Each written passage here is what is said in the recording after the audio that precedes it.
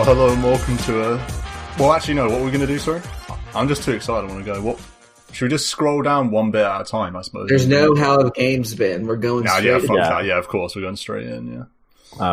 It doesn't matter how games have been. This game's different now. Smiley face.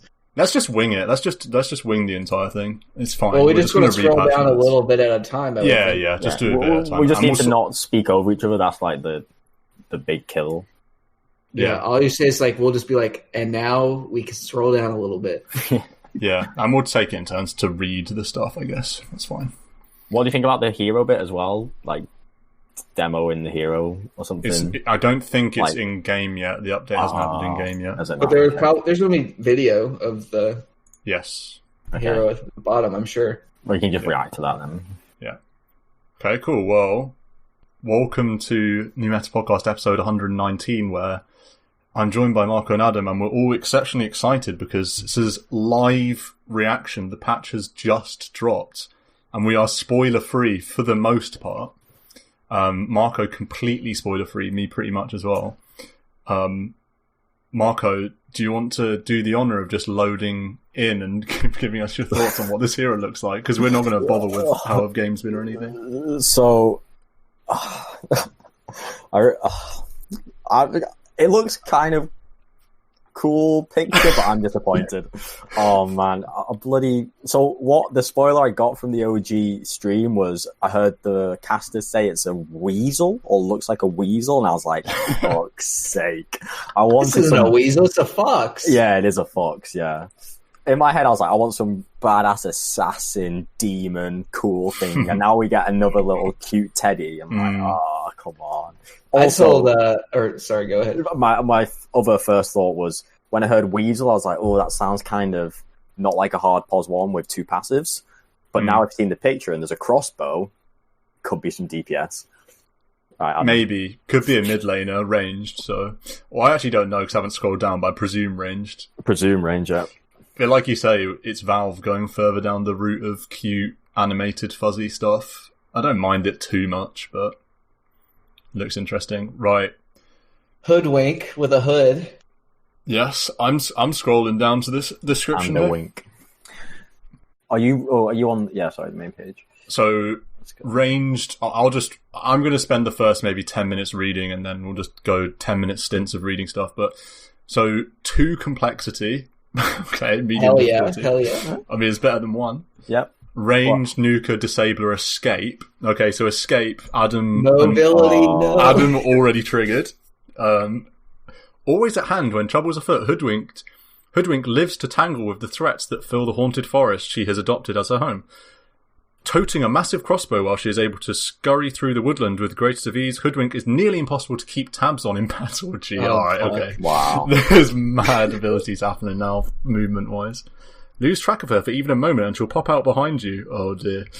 Your stunned carcass already dangling helplessly in one of her nets. Nets, no. So it says she can move through trees, scurry through the woodland. Maybe she has some kind of tree movement thing. Pop up behind you. I don't want to see it. And then blink strike with stun. I mean, that sounds OP. Okay, I'll read this. Watch your step, eh? Heaps of danger about. Hoodwink's earliest years were spent in the... this is for Marco and other people that like lore. Earliest years were spent in the idyllic expanse of green that once filled the edges of Crimwall. But as that kingdom grew, rival timber barons raced to outpace each other in devouring the natural beauty of the border forest. Wow, environmentalist, Pog. The folk living in these timberlands had little choice but to surrender, full defending their homes or flee north to tempt fate in the haunted glens and groves of the misty wood Tumokan. Having learned the tricks of safe passage in the tangles of those very Mistwoods, where most living creatures wisely fear to tread, Hoodwink now strikes out against any who dare try to further pacify the wilds, happily taking what she likes from their belongings, destroying what she has no use for, and helping guide any kindred survivors to a life in the green once again. So we got another hero that hates Timbersaw. Just like Snapfire in the video killing Timbersaw. Yeah, no justice for timber. We hate the timber barons. I love it. Valve on the right side of history, planting their flag with the environmentalist movement. It's great to see. We scroll down, it's a video. We scroll down, it's a video. What is this hero? You can't see it. It's so small. You know when CM's got that little critter following her? Yeah. It looks like that, like an armadillo. Yeah, it does. You can shoot trees. This is synergy with Timber. Okay, so there's some sort of paralyzing class. So this is Acorn Shot, the Q. Hoodwink fires an acorn at her target, which can bounce to nearby enemies, slowing them and dealing bonus damage. Can be ground targeted to create a tree, but the added bounce will be lost.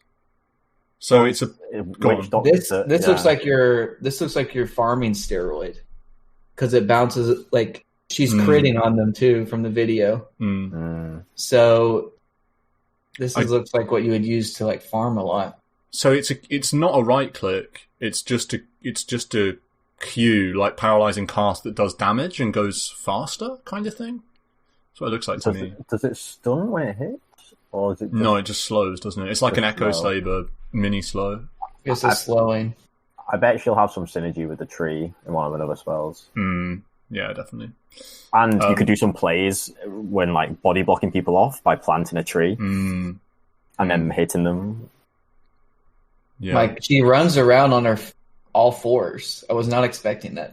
I like that. I like a hero that's less humanoid, although it's. I mean, it's so runs odd, around, runs around all fours, and then it pops up and shoots a crossbow. I like that. Yeah. I'm worried that you couldn't click this hero when it's moving. It is so small. It's the size of it looks like a Monkey King courier. Like it goes into a courier or something. You know, yeah, it's like that small. Definitely, you 100% could hide in Ancients just undetected. Yeah. You're not going to see the hero in like a double stack of Ancients. Let's scroll down, or else we're going to be here forever. No, we got spells to click through. Oh god, you click through them. Okay. Yeah, so this looks like it's going to. This next one is a picture of something that looks like it's going to hook to a tree. Yikes! I'm on it now. Bushwhack. Ooh. Okay, there's the synergy with the Q that we were looking for. Do you want to read it? Okay, so tosses a net trap that stuns enemy heroes if they are near a tree in the area. Enemies are pulled towards the tree and have their vision reduced to 0 for the duration of the stun. No. Oh my word. This is like Shackle Shot on steroids. It's multi-man as well, so it's AoE. AoE, wow. And you make the tree. Oh no! Wow, that's just a ravage then. With projectile RP. Projectile RP, literally with 0 vision as well. This is a hero that always wants the tree making. What's that neutral item? Ironwood branch. Yeah, or Ironwood tree or something. I wonder what the CD on this spell is. And then you pull the enemies together, and then your acorn hits them all. The range is so large as well. Why are they taking damage? She shoots out in this video. She's shooting out. It's because she does the Q first. Yeah. So it's actually full synergy. You ground target the Q, which already does bounces. Then you bushwhack onto the tree. If you look at the AoE when you use the W, the bushwhack, you're never going to miss this spell. It's huge AoE. It's not like Shackle where sometimes it's hard to get it on a tree. Yeah. It's like twice the size of Maledict. Yeah, it's huge. This is like a vacuum. It's like a vacuum. Like yeah, oh my god. It's vac and RP and just 0. I wonder if it does anything if you don't hit a tree because they're not showing anything in the video. Like if it does damage or it's just a full fail. Because she throws the acorn, it makes a tree, and then continues the bounce amongst the heroes that were around the tree to begin with. Yeah. All right. Okay, next one. Now the E spell. Here comes mobility. Yeah, here we go. Scurry. Hoodwink passively has a chance to evade physical attacks while near trees. When activated, Hoodwink gains bonus movement speed, phased collision, and tree walking for a brief time. What? Frog. Oh my god. You can walk through trees. And you can walk through trees with bonus speed. And it's like phase boots for trees. Phase boots, yeah. And you just have a passive chance to evade when near trees. So that tree, it looks like it's turning on and off, being able to go through a tree. So if you've seen the first clip, it's only the tree, and it looks like it then turns off it. So it's not a constant tree walk, but still, active. Tree walk is insane to just bail.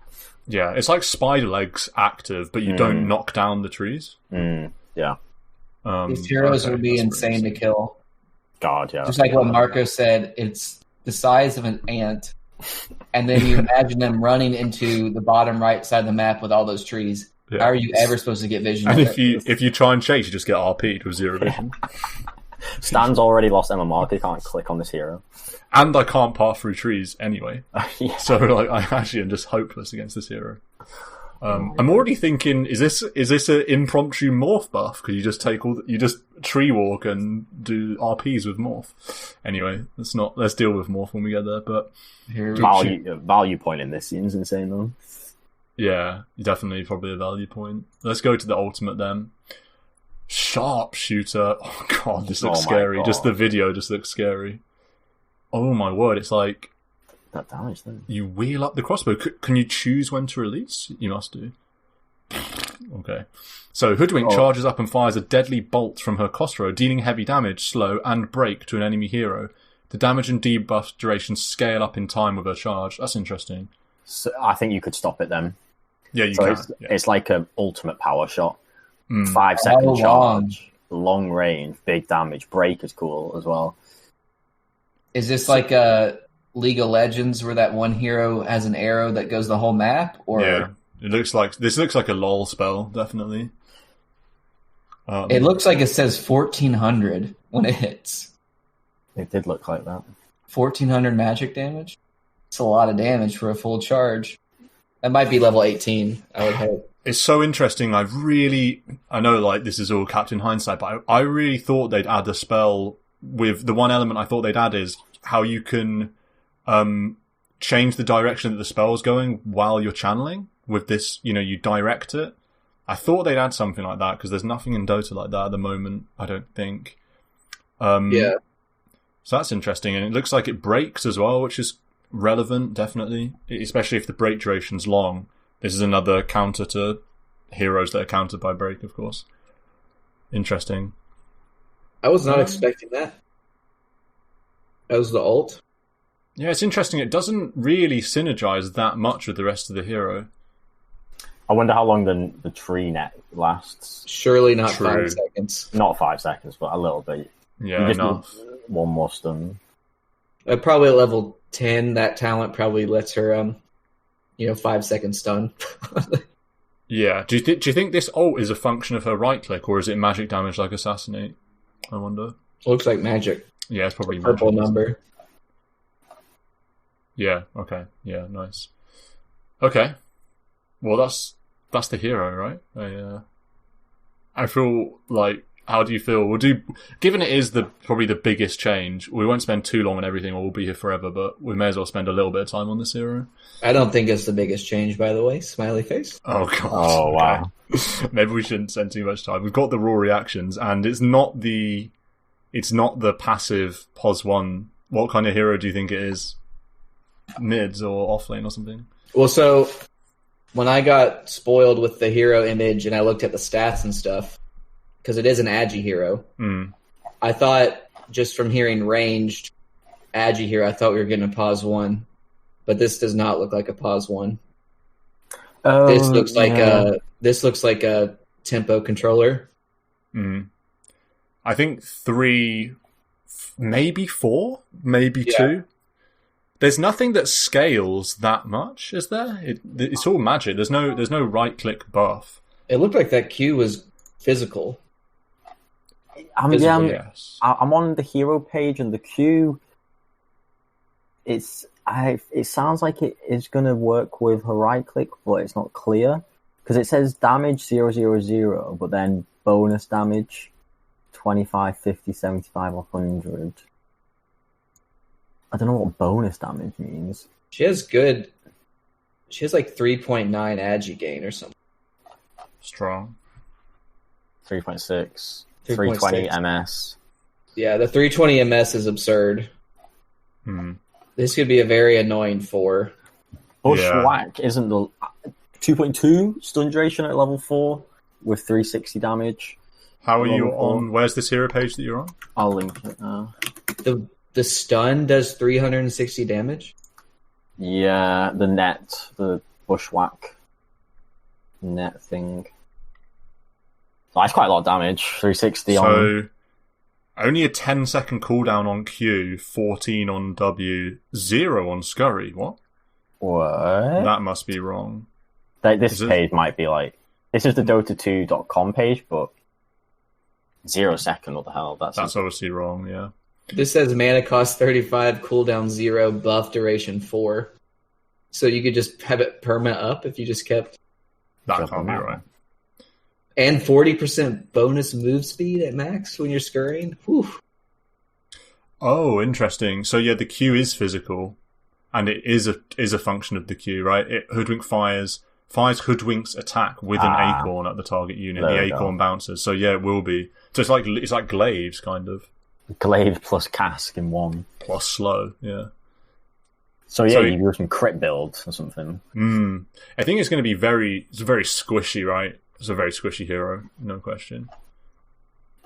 If you catch it, I mean, it's difficult to get on. 17 strength plus 1.8. Jesus, yeah, that's you sneeze on the hero and it dies. Whoa, 22 to 29 base damage. So at level 1, we're looking at 57. That's pretty. 4 armor is nice, but man, the hero is not tanky at all. God, level 1, 473 hit points. Wow, Jesus Christ. So what's the build? I mean, this is the last thing we'll talk about, just because the laning. I wonder how you even lane. I guess you get. The laning seems quite hard because Acorn's not very good in the lane, is it? A Bushwhack doesn't seem very good in the lane. Scurry's not really going to help you. There's no obvious laning spell. Greedy 4. Yeah. I don't know, the Bushwhack does damage. 90 damage and 1.3 second stun at level 1 is pretty good. Quite a lot of mana, 90 for an Agi hero. Maybe pos 1 because the laning's so bad at everything else, and you have this glaive spell, and you have RP. I don't know. I don't know if you can mid it because it's going to get bullied. It's going to get crap. Thinking about Lena mid versus this, it's going to get wrecked. You're going to eat 2 Qs and you're going to be sad. But this could be like a hero that acorn shots and you just farm trade and you just farm really hard. But then you need this is like a bottle, and then you're getting a lot of clarities because it's 105 mana to acorn shot over and over again, and she does have 2.9 int gain, but I don't know if it's enough to spam. This isn't like glaives or greater cleave. Quite high armor, 4 armor base, strong. I feel like there is kill potential in the lane. If you got 2 in acorn, 2 in bushwhack, say, and you throw the tree in, you grab them to the tree once the creep wave dies, and there's quite a lot of 1.6 second disable with damage and a slow potentially. Okay, there's go on.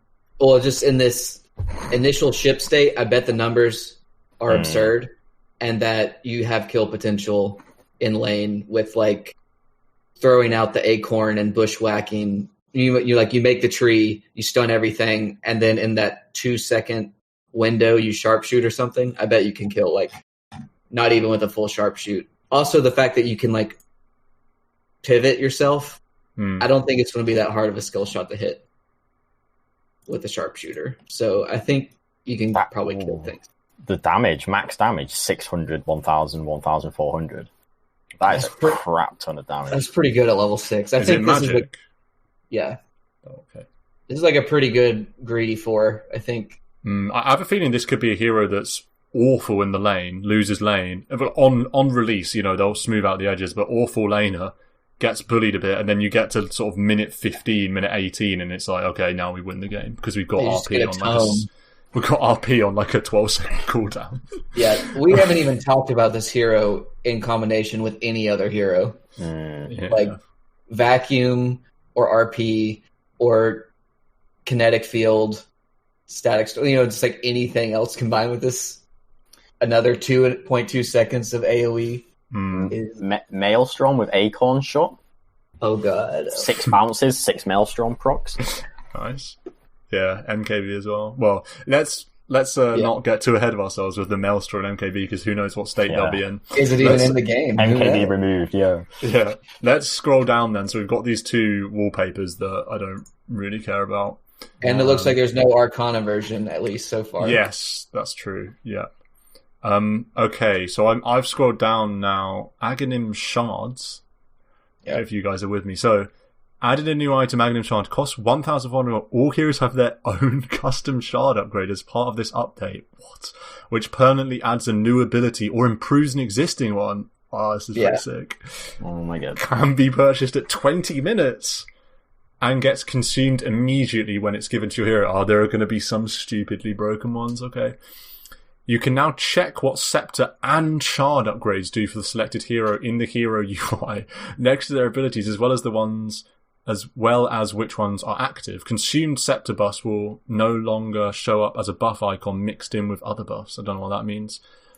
Clicking on the Scepter and Shard UI will notify your allies the selected hero owns that upgrade. Because this UI will show up if you've got the Scepter, Axe, or Shard upgrade, rather than having a little... Clockwork's got a jetpack. So this is what I was saying when I was refreshing to see when the patch was posted. And I was saying, once you see one of these things, you realize it's going to be this way for every other hero.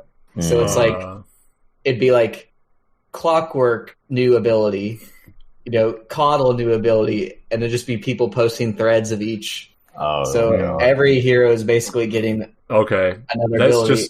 And then the post I saw that was talking about Valve from a business perspective, they're like, they're adding new abilities to sell new immortals because they're running out of space. Eventually they're going to run out of abilities to rework. Yeah. So it's a pretty sick idea to get people back into Dota. Just doesn't matter. Has your favorite hero been changed? Just automatically, yes. Yeah. So you're just coming back. Let's fly through some of these. Marco, do you want to do some A's? What, for hero changes? Yeah, just read them out, I guess. Are we reading every hero? Yeah, because they're all getting abilities. Just read every hero, yeah. I think we have to. Okay, so Abaddon, cast point of Aphotic Shield down. That's a pretty strong buff.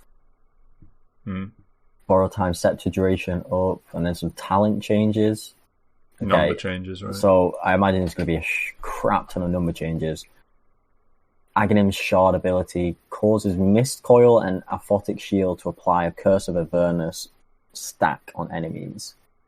Okay. Increases base low by 6. So when he casts Mist Coil on someone, they get a stack. Okay. And when the shield explodes, they get a stack. That seems pretty bad for 1.4k. Oh, it seems pretty bad. Well, someone always gets away with 3 stacks of Aphotic Shield, or of the curse. So being able to miscoil someone in between auto attacks might be really important for getting that silence off. But I think this is relatively tame. Miscoil low CD as well. Okay, let's just move on. Well, they moved the damage talent from 20 to 15. So plus 65 damage at 15 is pretty good. That is pretty good, actually, yeah. 65 damage at 15. Yeah. That is strong. But this has got to be one of the tamer ones, because this isn't even a new ability. This is just upgrading. Yeah. Alchemist? Okay, just FYI, there's going to be 100 hero changes. Yeah. We might have to be selective. Okay. From what hero changes you think are interesting? And shards? Well, I think we can do we don't have to read every line, but it just says Acid Spray first damage instance is now immediate rather than after a second. That's big for canceling blinks. Oof, yeah. Oh, yeah, that is big, yeah. Bonus gold cap reduced? Whoa. If an ally already has a Scepter buff on them, or the item, it refunds them based on which version they have? What does that mean? So you can give gold? Alchemist granted Scepter buffs now provide the full stat bonuses. So if he gives you an Ags, you get the plus 10 stats. That's pretty cool. Interesting. And then I think this means if you bought an Ags earlier in the game and then he gives you one, you get a refund? Yeah, I think it means something like that, yeah. So he is giving you gold then? Basically. And then this shard ability, Berserk Potion, throws a potion at the target ally, applying a basic dispel and granting 50 attack speed and 40 HP regen for 10 seconds. Wow. Fast rage 800. That is insane. Support Alk. That is insane. This spell, attack speed, and 400 HP, because it's 40 regen for 10 seconds. Yeah. And it's a 45-second cooldown. This is 800 range as well. It's pretty good. That's awesome. That's like a Giga Lotus Orb. I mean, since you're dispelling. Yeah. And the dispel. Yeah. Oh my god. Not a hard spell, so it's not going to get rid of stuns, but silence, slow, little debuffs, yeah. Yeah. So I've just gone down to Ancient Apparition. I love this shard. Ice Vortex causes... So the shard causes Ice Vortex to deal 40 DPS and reduce attack speed by 20. I quite like that. I don't know if it's worth 1.4k, but it's quite cool. But for Alk, like 1.4k is nothing. That's something to also remember. But then for AA, that is kind of 40 DPS. Reduce attack speed is nice. Also, Ice Blast max travel time improved from 2 seconds to 1.75, making it easier to hit your ulties. That's pretty good. Anti-mage.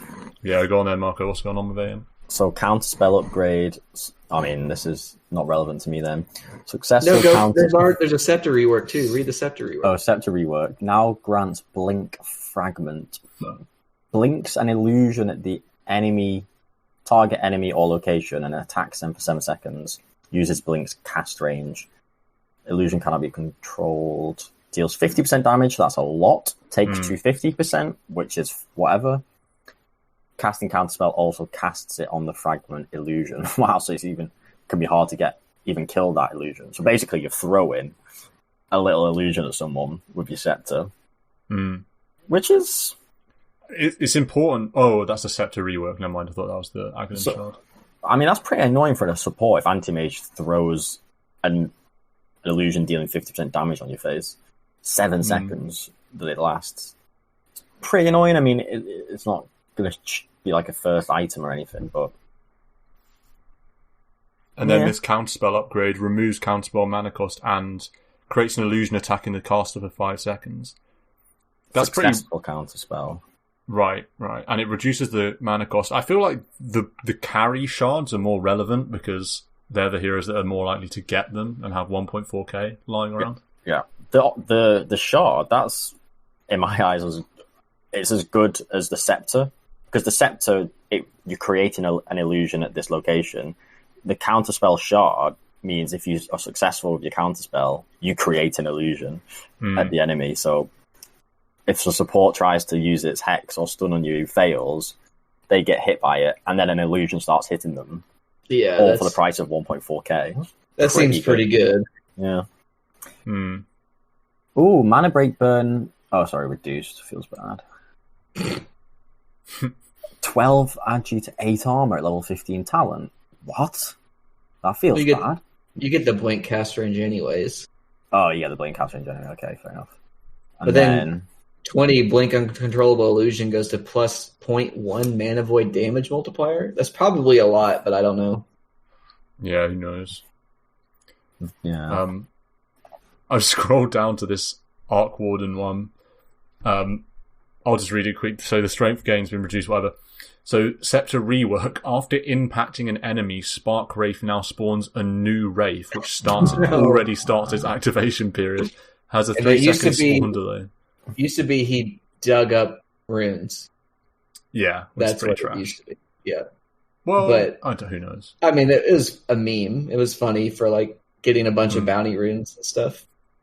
And then you guys will be happy. One of the most triggering spells, Magnetic Field. Magnetic Field now pushes enemies out of the area at cast time and provides allies in it with plus 20 magic resistance.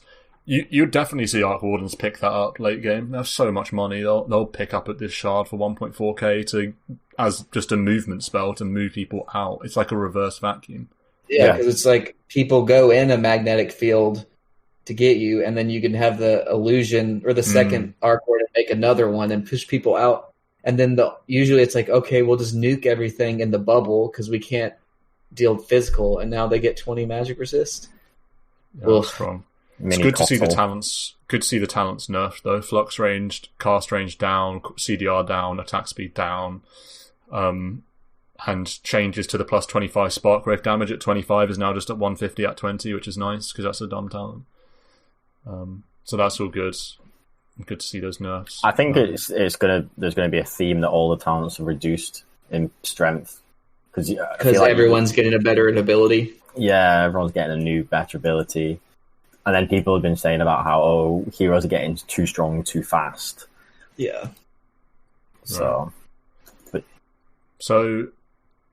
Axe Battle Hunger cast range rescaled from 750, so it's just been changed. It's higher at higher levels now, basically. Scepter rework. Berserker's Call applies Battle Hunger to affected units. Battle Hunger also reduces enemy armor by 7 and grants you 7 per affected target. Whoa. Lowers Berserker's cooldown by 2 seconds. That seems good. Wow. That seems like a core item. Because you call them. Oh, it's on call. And then they're battle hungered, so they're really slow getting out of the call. And you have 1 million armor, because if you do it on creeps, you get them as well. Yeah, and then they have 7 less armor, so when your blade mails, you say reflect and blade mail on them. That's quite strong. And then just a casual minus 2 seconds on Berserker's Call as well is like real nice. Reduced by 2 seconds. So yeah. So that's like lines up with your blink, I think. And then this Aghanim Shard ability, Counter Helix upgrade, causes your attacks to have a chance to proc Counter Helix. Attack procs ignore Counter Helix cooldown. Provides 20 attack. 20 carry axe, boys. I said it last episode. This gives you the 15 talent. Yes. And they move the 15 talent to plus 300 health. The talent was pretty bad. You never got it anyway. But plus 300 health. The region. 300 health's good though, yeah. Very good for an axe. Honestly, this shard plus full scepter is just begging for a damage dealer axe who goes right click and deso and attack speed and you call someone and you proc and helix and you're right clicking them and the enemy's got no armor. I think you just solo kill a support with deso and ags. Yeah. There's like minus 14 armor. You just bop them. And then they're really slow because they have battle hunger on them. And you're really fast. And then you chop them. And then you get an MS speed talent, so they're definitely never getting away. Yeah. Tasty. Let's go to Bane, Adam. You can read this one, seeing as you're the Baniest player. Okay, night vision from 800 to 1200. That's huge. That's huge. That's actually insane for getting off, sitting in the trees and getting off your Fiend's Grip. Brain Sap changed back from magical to pure. So it went from pure to magical back to pure. Mm-hmm. And they reduced the damage to make it in line with what it used to do. It's higher at level 1. Oh, no, it's not. It's lower. Sorry, I'm being dumb. Never mind. But then it's 25% base resist made at 75 anyway, right? Right. So it's just back to the same amount as pure. Scepter no longer improves the cast point, but that doesn't matter because you just get the better cast point already. So it from 0.4 to 0.2. So these are all buffs so far. Yeah. Fiend's Grip is back to pure. Swapped Nightmare and Enfeeble hotkeys. Great. That'll be fun to try and... Oh, why? They did that before. They'd already done that. Now they've changed it back. Yeah. And now they reworked Enfeeble, reduces all attack damage by 25, 35, 45, 55, regeneration by 25, 35, 45, 55%, and cast speed by 30%. Last 8 seconds. It's percent, by the way, on attack damage. Right, yeah. So that's an amazing ability. Mm-hmm. I guess you don't. This makes it to where you don't have the meme tier like I Fiend's Grip someone for 20 seconds, but this is on par with a Spirit Vessel cutting regen by a gigaton just as an ability. nerfing someone's cast speed. Damage. Well, and then nerfing someone's cast speed by 30%. That's got to be really weird. That's just annoying. Yeah. I almost feel like you'd need to buy BKB against Bane, though. Even though he's 55% damage reduction. What? Yeah, imagine like a TB and you're just like, it goes half of your... I guess you get Manta. I guess Manta is an option as well, but... Oh, yeah. Okay, so Bane, all of these are buffs. So this is a very buffed hero. And now we look at the Ag Shard ability for Fiend's Grip.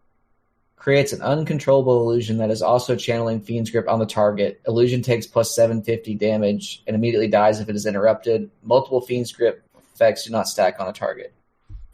Oh, so if they kill you... Oh, you can run away. So you can Fiend's Grip and then stop your channel, and it keeps going. That's pretty. So they got to kill 2 Banes, basically. But once they kill, if you stop interrupting, all they have to do is kill the illusion. Or interrupt it. It's going to be omega squishy. Yeah. It feels like one spell would kill the illusion. You'd want to be careful to not... You want to keep channeling on your main hero if your illusion's going to die really easily or interrupted. Right. But also, if you're just in the trees, they're gonna not know what to do. Yeah, they might waste a hex or something if you keep channeling. That's pretty cool. Yeah, it's an interesting debate. It's kind of like a debate for... Well, I suppose you can move your hero as well. It's not pure debate. I think it also is meant to synergize a bit with the full Scepter, where you get low brain sap cooldown, I believe. Is mid-bane a thing? Because you can solo kill, because you can just come out and brain sap and right-click. Yeah, and it's already a 0.2 second... Like, it's already halved in cast point. So... You're getting a lot of pure damage brain saps off. Is it 0 second brain sap with Ag? It's like 1 or something. It's really low. 1.5 maybe. Interesting. Well, I'm in for mid-bane. Cool. Anything for a support to be able to kind of get their ability off without getting just annihilated is kind of nice. It's quite expensive. I can't imagine support Bane spending 1.4k precious gold on this. But we'll see. Yeah, it depends. Maybe everyone gets gold now. We haven't got to... Yeah. Maybe. I don't know.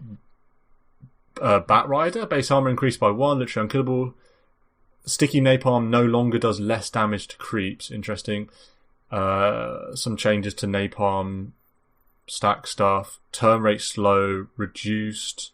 Bit of a nerf. Wow, that's actually a big nerf at level 1, 40 to 10%. Radius increase, increase to be high levels. Movement speed, lasso cooldown down a bit. Oh no, increased a bit, so nerfs to lasso. Cast range increased, so that's quite big. Who cares about Scepter? And then some talent changes. So, Shard ability allows Flaming Lasso to be cast on an allied hero, granting them 80% damage reduction. Has 20-second cooldown when used on allies. So you can drag them out. That's so funny. Even if they're stunned, you can drag them out. That's strong for 1.4k. Yeah, definitely, yeah. Support bat. Yeah, especially if you've got 4-star.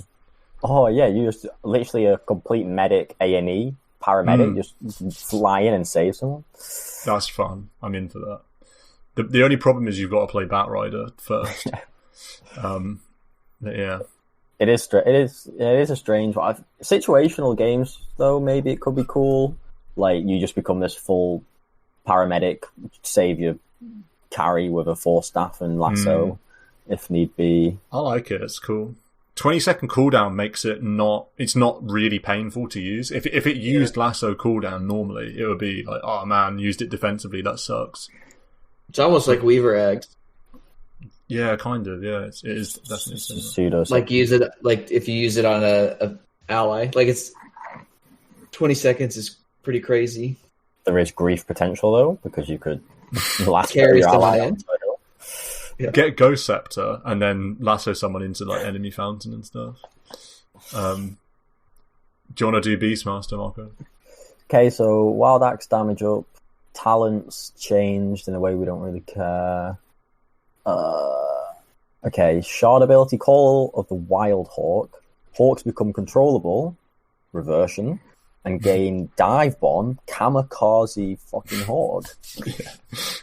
Channels for 1 second, revealing itself, and then flies towards target enemy, dealing 175 damage and stunning for 1 second. Killing the hawk. Well, yeah, fucking kamikaze hawk is dead. And in the video, it's a deny that pops up. That's funny.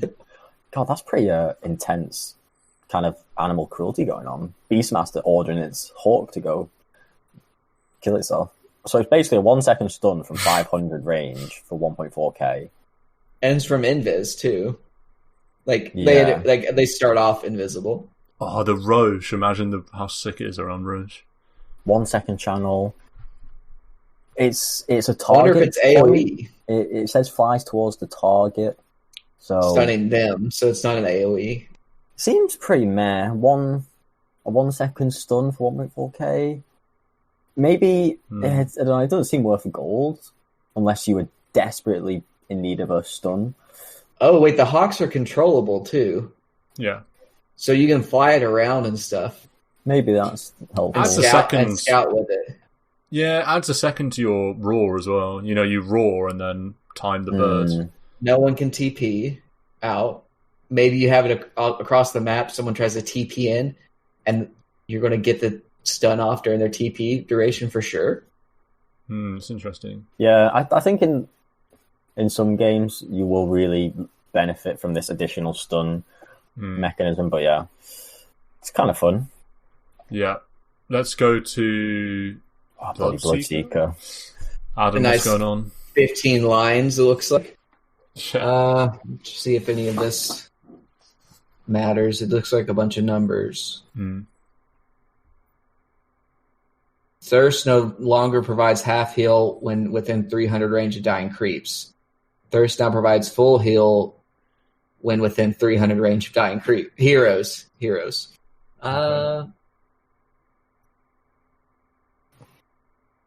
It just looks like you kill a hero, you get full health back. It's quite interesting. Yeah, it just looks like a lot of number tweaks. But Bloodright's been nerfed hard though. Bloodright damage, cooldown, mana cost all made worse. Which needed to happen because it's a crazy spell. And then Blood Rage, Ag's Shard. Blood Rage now adds 1.5% of the target's max health as pure damage and heals you for that amount. Only affects Bloodseeker. So you throw that on a hero, and it's draining them, and you're getting that. Okay. Interesting. Bloodseeker's too confusing these days. I don't know how on earth you balance all. Because now you cast Blood Rage, and it would drain you. So now if you cast it on someone else, it's draining them for a lot, and you're getting, I don't know. Seems kind of meh. Yeah, we'll see. It's not exciting. It might be good because of the numbers, but it's not that exciting. Yeah. But basically Bloodright nerfs, and then that Bounty Hunter base movement speed increased from 315 to 320. That is not what I wanted to see. Intelligence rescaled from blah blah blah. Well, he gets 3 more at level 1, which is a lot. 60 mana? Yeah, I mean, he's always more shurikens, man. Oh, God. So, track speed radius increased from 900 to 1200. Shadow Walk slow increased. I don't like these changes. These are all buffs. This is the shard. So, track allies now gain 50% of track speed boost, provides 800 vision around the target for your team. Oh, that seems AoE insane. Vision is mad good. Yeah, it used to just be of just the hero, so it'd be all in Fog of War, but you could see the hero. This is because you need a Yules or a Lotus or a Manta or some sort of hero like Oracle or something, or an Oracle Purge to get rid of track. So. You're just turning heroes into gigantic walking wards. Yeah. That's insane. And that's not even the track bonus move speed. I feel like you could rush this, and because the enemy won't have the items to get rid of track, first item the shard. And you can only get it 20, all of these. Oh, you can only get 20 fair. Still, that's pretty powerful information. Yeah, that's huge. That's huge. I wonder... like some 4 bounty or something. You think... at 20 minutes, your entire team can all buy these, or if it's limited in the shop? I think everyone at 20. I think everyone could, yeah. Okay. So for bounty that goes Spirit Vessel, Shard, or Earn Shard or something. That or like any item Shard. Yeah. Because bounty hunters built every item in the game. Yeah. My word. I'm not looking forward to that. I don't like that. I don't like the amount of vision that gives. And I don't like how fast he is. Why have they... And it gives... We're sleeping on the allies getting 50% of the bonus speed. That's huge. Yeah. And how does that work? Is that if you're close enough to the target, or is it just when you use track? No, you got to be close. If you're close to the tracked target, like you get bonus move speed. That seems really good as well. That's why you have everybody blow onto a bounty hunter and he tracks one person, phase boots, and he's just gone. Yeah. He's just like, oh, see you later. God, I hate this hero. I'm moving on to Brewmaster, which is about 100 changes. Yeah, I've just had a glance through. Okay. So, all right, do you want to talk about it? Because it's actually just 20 lines. Yeah, so basically everything about his ult has improved. All the units are stronger. Okay. Which I think is good because he was so reliant on his ult and it was always felt underwhelming. So his ult's just flat out stronger. Drunken Brawler now has this passive evasion, passive crit, and you use it now to get added evasion and added crit chance. So pretty similar idea on Drunken Brawler still. And then Scepter rework, you get 2 charges of the ult, which can be cancelled at any time, and you can cancel the ult from a Brewling of your choice. So, like, you can escape with one and then choose to cancel it with that one, or you can use all your spells, use all your fight. I guess your Brewling's getting low, cancel the ult, and then just throw it again because you got 2 charges. This is the most core item of all time, surely. The Scepter. That used to be the case with Brew. Many years ago, I enjoyed playing Brew quite a bit. It was always Blink Ags. It felt like Ags was core back in the day, ages ago, so I don't really mind if that's the case again. Just become this primal split master. And then talents, nothing significant. Void Broodling, let's go. Okay, what's this? The Shard ability, you get a Void Broodling. Brewling has Astral Pulse, which is Void Spirit's AoE. Affecting enemies, applies a slow and a disarm. Wow. Okay, let's practice some Brewmaster, boys. AoE disarm. Brewlings and 2 charges. You had to put Void Spirit, like the most obnoxious hero. You had to give him Astral disarm and a slow word. It's not even a silence. Like how there's going to be a team that has Brew and Void, and they're going to be blowing these big purple balls at you, and you're going to get disarmed and silenced over and over again, and a 40% slow. This is surely first item Scepter, 20 minutes to get the shard. Yeah. I mean, you get 4 Brewlings, or whatever they're called, and 2 charges. What? So you're not even that cooldown dependent because it's just on twice as good cooldown. You've always got it up. Oh, my word. That's pretty cool, but... That's quite cool. Does that not seem bonkers OP to you? It seems pretty good, but I mean, who plays Brew, really? We'll find out, because I think it's actually a relevant hero. If you can play it. To be honest, this Drunken Brawler active with a 72% chance for evasion, that's going to be so obnoxious. Yeah. Last 5 seconds. Level 25 talent's interested in. Brewlings gain Drunken Brawler passive, so at level 25, your Brewlings critting everywhere and hitting everywhere. Nice. Could be fun. Let's go Bristol back. Warpath bonus damage increased. Goo Scepter increases stacks. Radius increased. Decent buffs there to Bree B. Yeah. Except some Scepter changes, but yeah. And then Hairball, new ability. Grants Hairball, coughs, so new ability, coughs a quill-filled hairball towards the target location. erupts at the location, hitting enemies in a 700 radius with goo and 2 quills. Cast range 1,500. Mana cost 100. That's a lot of mana. So if you look at this video, the cast range is absurd, and the AoE is even more absurd. 700 radius is the size. This is like the size of a Ravage. Yeah, this is going to be sick for stopping blinks and stuff like that, and chase, because you can just throw this on a backline as you run in. You're already frontlining. 2 quills is nice. I wonder if you'd see it. I feel like Bristleback is so hungry for items. I wonder if you could 4.2k. Bristles, you need to stay ahead of the curve with This Bristle. is 1.4. Oh, 1.4. Ah, yeah, you can see it. You could. I do agree though that he does need his items and his item progression to just keep him fat and tanky and unkillable. It's a nice anti-kite though. It's like, oh, I got them so low and they got away, and you just yeet this hairball halfway across the map and finish someone off with the last 2 quills. Interesting. It could be. It's like a nice to have. Say you're in the late mid game and you've got the big items, and you want to kind of get a bit of a tiny additional spike before, say, some key timing, and so you add this on as a little cherry. Yeah, not too bad.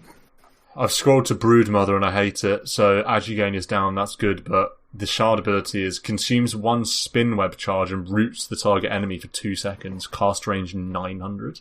What? 900 cast range root? You messing? And it just consumes. Oh, so 12-second cooldown, but okay. I don't like the fact that Broodmother now has a 2-second. Oh my god, that is insane. Mother comes. All right, you got brood spammers are getting this because when you get Ags, you have 1,000,000 webs. So can that was a nice force stuff in a root. Yeah, you can. Yes. Okay. That was a nice little. It was like one line change and then the ability. Then we can go on the Centaur. You don't need Diffusal anymore on Brood. Why would you build Diffusal? You just have this instead. It costs way less. It costs way less. Diffusal's nice though for stats and mana drain. It's true, yeah. It's nice for stats, yeah. I suppose mana drain. Yeah, anyway. Go on, Adam. Do Centaur then if you've already had a peek. I haven't, but Centaur Stampede duration, so instead of being 4 at all levels, it goes 3.5, 4, 4.5, so it's better late. Lasts longer. Damage increase at early levels, and then Ag's ability on Ag Shard on Double Edge causes Double Edge to increase your strength by 15% per hero hit for 12 seconds. Duration refreshes per stack up to 5 stacks. Slows enemy by 15% for 2 seconds. What? So this is pretty cool because your Double Edge does damage based off your strength. Yeah. Right. So now with the shard, you use Double Edge on heroes and you'll get stacks which give you more strength. And those stacks, when the duration refreshes, so it's quite easy to, well, I mean, maybe it'd be easy to get higher levels of stacks, up to 5 stacks. So it's just snowballing your strength, if you HP, get Double Edge damage. If you get a 5-man Double Edge, you're getting 85% more strength. For 12 seconds. It's good versus Meepo, I'll tell you that. And then Double Edge is what, a 5-second cooldown? Or something? Something it's like really, that, yeah. It's really low so that you can 4 seconds. You can keep the duration up, keep your strength going. Yeah, seems good. Yeah, seems fine. I'm going to be so salty because this CK change below, I'll just quickly read. No changes to the hero, just Chaos Bolt upgrade with the shard. Chaos Bolt creates a phantasm illusion attacking the target hero for the duration of the stun. Increases cast range by 300. Oh, you don't have to go Aether Lens and support Chaos Knight. Oh, this is nice. This isn't. Also, CK loves illusions because obviously they all synergize with his W and stuff like that. There's a lot of illusion stuff already. Kane, Anti-Mage, CK now. Yeah. Interesting. I don't think CK will be buying this, though, for 1.4K. I just can't see it. Yeah. Chen, everyone loves it when Chen gets changed. Yeah. Divine Favour no longer has an active component, okay. Holy Persuasion can now be cast on an already converted unit to teleport it to you, or can be cast on your own hero to teleport all creeps to you. Okay. Some talent changes. And then Divine Favour upgrade. So allows Divine Favour to be cast on allies, teleporting them back home after 6 seconds. So he's got... Oh, purgeable. So if you use them, it won't happen, or if you just... Anything like that, it won't happen. If they get damaged, it doesn't stop it. Which is what, before... If the hero got damaged, they would no longer go... It would break the spell. But so this is like a whip TP someone home type of a thing. So this is it's old Chin. It's old Chin. Like when we say old Chin, we mean actual old Chin, not like version 3. This is the Chen in a TI 2 or 3. Yeah, the Fountain Hook Chen. This is MLG Columbus Blink Clinks Speed Gaming with Chin teleporting them out. Rat DotA. Oh, Rat DotA, yeah. That is so. What's the cast range 500? Okay, so this isn't as strong as Recall, but it's still pretty good. This says does Chen even have Recall anymore? Did they remove that? Was that not what it used to be, or was that patches ago? He used to. Oh, so Divine Favour no longer has an active component. Was that what Recall was? Yes, but then they moved it, the Holy Persuasion. But this says can only be cast. Or can now be cast on already converted units. So that doesn't sound like teammate. So it sounds like you can't bring teammates across the map anymore. Yeah. But you can send them home. But you need the shard to send them home. Yeah. Could you bring them across the map in the last patch? Like a minute ago? Oh, wow. Yeah. I thought they'd taken that out for some reason. Cool. Chen changes. I mean, we can't really comment. Good luck to all the Chen players out there. You do good work. Clinks, I don't want to do Clinks, my least favourite hero, the dignity of reading these changes. Mark, are you going to have to do it for me? So, Shard ability causes Skeleton Walk to create 2 burning army skeletons on exit. Wasn't that? It's Clinks Ags. But now it's now it costs way less. Shard. And what's the Ags now? What's the acronym? Ags is, isn't it? Your Wind Walk has like 2 I don't remember. Yeah, something like that. It's something like charges on Wind Walk, on Skeleton Walk. I thought there's already a talent that does this, though. Okay, so they've changed the talent. Right, have they changed it? Okay, to 8, actually. That's pretty strong. Base with mana regen down, that's quite good. What does Clink's Ags do? I'm looking it up. Oh my god, jetpack on Clockwork below is pretty funny. Rises up and grants flying vision, flying movement, and movement speed bonus, but significantly reduced ability to turn. Last 6 seconds, you are disarmed during the flight. Casting hook shot ends the buff. 150 mana, that's a lot. Clock has mana issues quite often. So he's got flying vision, a bit of movement speed, reduces ability. Okay, let's watch this video. This looks insane. What the fuck? Oh dear. He's just got jetpack. Is this just for Rosh? You jetpack into the Rosh pit and cause havoc? But I mean, just hook shot in anyway. I don't know when this is going to be useful. This seems bad for 1.4k. Flying vision is strong, going up ramps kind of thing, but seems pretty random. Wow, have you seen the talent change? Spell immunity inside cogs. Yeah, that's insane. Oh, 5. Again, who really cares level 25? I mean, your spell immune inside cogs is pretty good. Someone's going to kill you anyway. Yeah, possibly, yeah. I don't know what Clank Zags does. I'm trying to...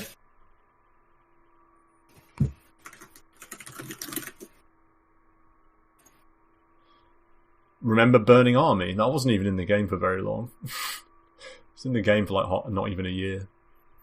That's what the Ags does now or something. Is it? Okay. Oh, Burning Army requires Aghanim Scepter to be unlocked. So that used to be the ult, but then they made Death Pact the ult. Okay, so Ags is just Burning Army. Okay. Which is kind of bad. Yeah, kind of bad. Adam, do you want to do CM? Yes, I haven't looked at this. So we got Frostbite damage interval hits earlier, nice. And then Frostbite Aghanim Shard ability reduces Frostbite cooldown by 1 second and allows it to be cast on yourself, reducing incoming damage by 70% for the duration. Allows casting Frostbite while channeling as long as the valid target is in range. Oh. So you can make yourself more tanky. Whoa. In the video, she's TPing out, and then she Frostbites someone as she's TPing out. Cool. That's Pog. Or you can just be casting your ult. It's really cool that it gives it this defensive aspect. 70%. Because it's like, okay, you can Frostbite yourself and then channel your ult. Or you could channel your ult and then Frostbite, make yourself even more tanky because you get the bonus armor and then now you get 70% damage reduction. Or you can TP out and Frostbite somebody. It's cool that you could ult and Frostbite someone while they're trying to kill you in ult. Yeah, that's cool. Pretty strong. But it's 1,400 gold, so I don't think Crystal Maiden will ever have 1,400 gold. But that's pretty cool. Yeah, very cool. It means you can be ulting and then use your Frostbite as well. Say someone is pretty contrived, you use your ult or jumps on you, but then you Frostbite them. Or you just use your ult and you just get a Frostbite off without having to cancel it, which is quite nice. And the CD's down by 1. There's some times where you've cast Frostbite early and you're like, oh, I can't cast my ult now because I want to combo with Frostbite, but now you can use the Frostbite, wait for it to come off cooldown, and use it while you're still channeling. So it's not like you don't have to play this waiting game. You can that's true actually. Yeah. So Dark Seer, Punch Seer, we're here. I actually called to the Punch Seer. So Iron Shell radius increased. Some talent changes. Scepter rework causes Iron Shell to have 2 charges, increases duration, and provides 350 health. 20-second increased duration? What? God, that's forever. It lasts forever. Is it that good? 350 health is nice. People were using that. Wasn't that a talent before? Yeah, it was a talent. Yeah, that was 15. Doesn't seem that good for the Ags versus the low CDs on the suck and stuff. Don't know. So the Aghanim Shard ability, normal punch. Oh my goodness! Have you seen this video? This animation is insane. This looks nuts. It's like Street Fighter. It's like anime. Yeah, it's like some anime punch. Grants normal punch, passive cooldown attack. Causes your next attack on a hero to knock an illusion out of them and stun them for 2 seconds. Knockback for 350 distance to deal 250 damage based on how far you've moved in the past 3 seconds. Woo. Cooldown 14. Max power is after 14.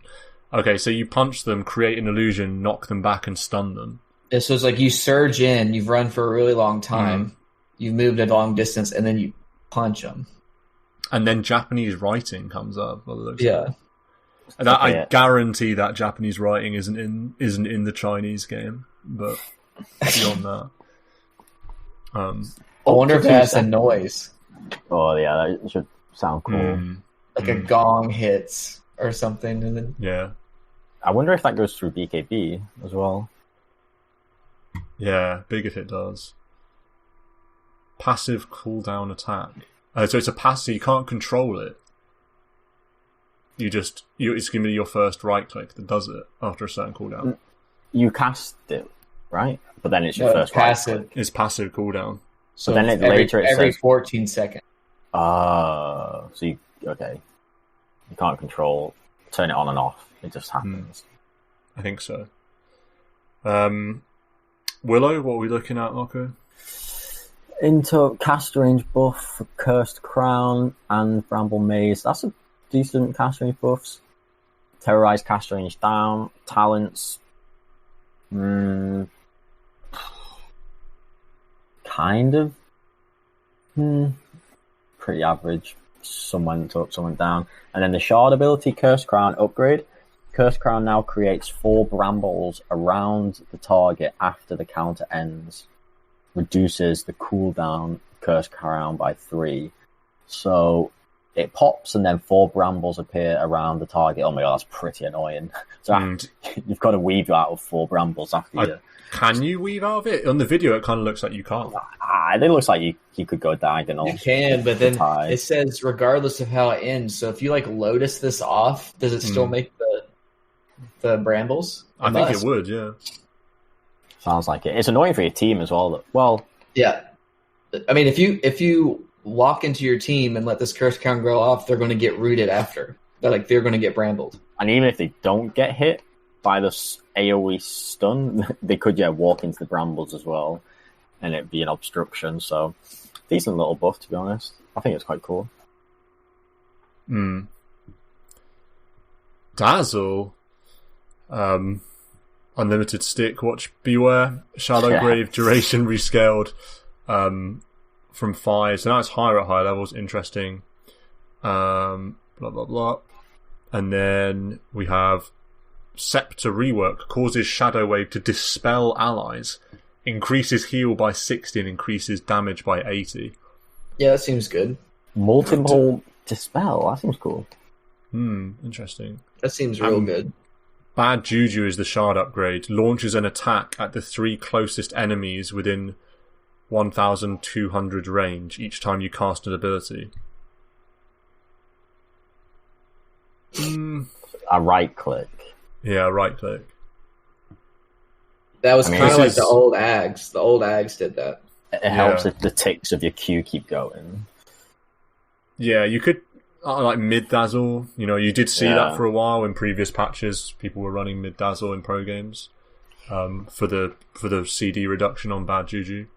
The Scepter sounds better though. It's like the Silencer anti combo where you Lotus yourself to then use Shadow Wave and dispel enemy. And to dispel your allies' silence. I mean, interesting. Do we want to skip any heroes? Or not? No. We're on D. No. Maybe we just go faster. I don't know. Or do we go and come back to the heroes or something? Or keep going. Okay, keep going. Worst case scenario, we just don't get through everything and then come back some other time. What's the next one? Someone can read it. I've lost my. Death Prophet. Maybe we just go. I don't know. Okay, so Death Prophet. Spirit Siphon no longer drains movement speed. That's pretty interesting. 25 movement speed buff. 310 to 335. She's on par with the fastest heroes in the game. I don't Better like that. turn rate as well. But Spirit Siphon is the Ag Shard. Now drains 0.75 armor per second and gives it to you. Last 14 seconds. So if you get multiples of those off, tanky, very tanky, they're very not tanky, and then your ult's hitting them. All right, seems good for a shard. Yeah. Disruptor shards, Thunderstrike upgrade, cast it on allies. It follows the ally, deals damage around the ally. Each strike gives a short 1 second buff that provides 50% MS and 75 attack speed. And the strike intervals every 2 seconds. So I guess over the course of say 8 seconds, you carry potentially 4 seconds worth of MS and attack speed. Yeah, not bad. Which is quite a decent little buff. That's a lot of attack speed, although it's a bit staggered. You could see that. It's only 1,400 and it's a nice buff. Yeah, sieging, taking Rosh, taking objectives. Yeah. In a fight, it's pretty useful, that bit of buff. So yeah, it's pretty reasonable for 1.4k. Yeah, I think so. Doom Scepter rework causes Doom to apply break and reduces cooldown to 100 seconds. That makes sense. I don't know why Doom didn't apply break. Oh, it's old Doom. Yeah, is that just old Doom? I always got really confused by the Scepters. So dooming big carries is back on with the break, I expect. If you've got Ags, yeah. Or PA. Yeah, if you have Ags, yeah, sure. And then E-Blade, this is the shard. Ethereal Blade, stun duration is increased from 0.6 to 1.2 seconds if the enemy level is a multiple of 3 or above level 24. They will be stunned for an additional 0.6 seconds and take 150 bonus damage. You're back to level death? Level death, yes. Oh, this is old school. They got rid of this ages ago. Oh, level death! What an ability! Oh, this is so funny. What's level death? Is it literally this? No. This is a more tame version of it. Okay. Level death used to be. That's what I typed it out to Stan. Right. That's what it's called. It was his E. It would do damage only. Is that right? It would do damage based off of like their level and your level. Yeah. So it was like level 1 level death is if they're a multiple of 5, you'll do damage plus bonus. Level 2 level death was if the enemy's level is a multiple of like a slightly less awkward number, like 4, it will do damage plus bonus damage, and then the highest level of level death. Okay, I found it. So it was base damage 125, 175, 225, 275, and then basically it did 20% bonus damage. Or no, it did 20% of their maximum health. So it was a lot. But it was only if they were a certain level. So if it was 1 level death, it was 6, 12, 18, 24, 25.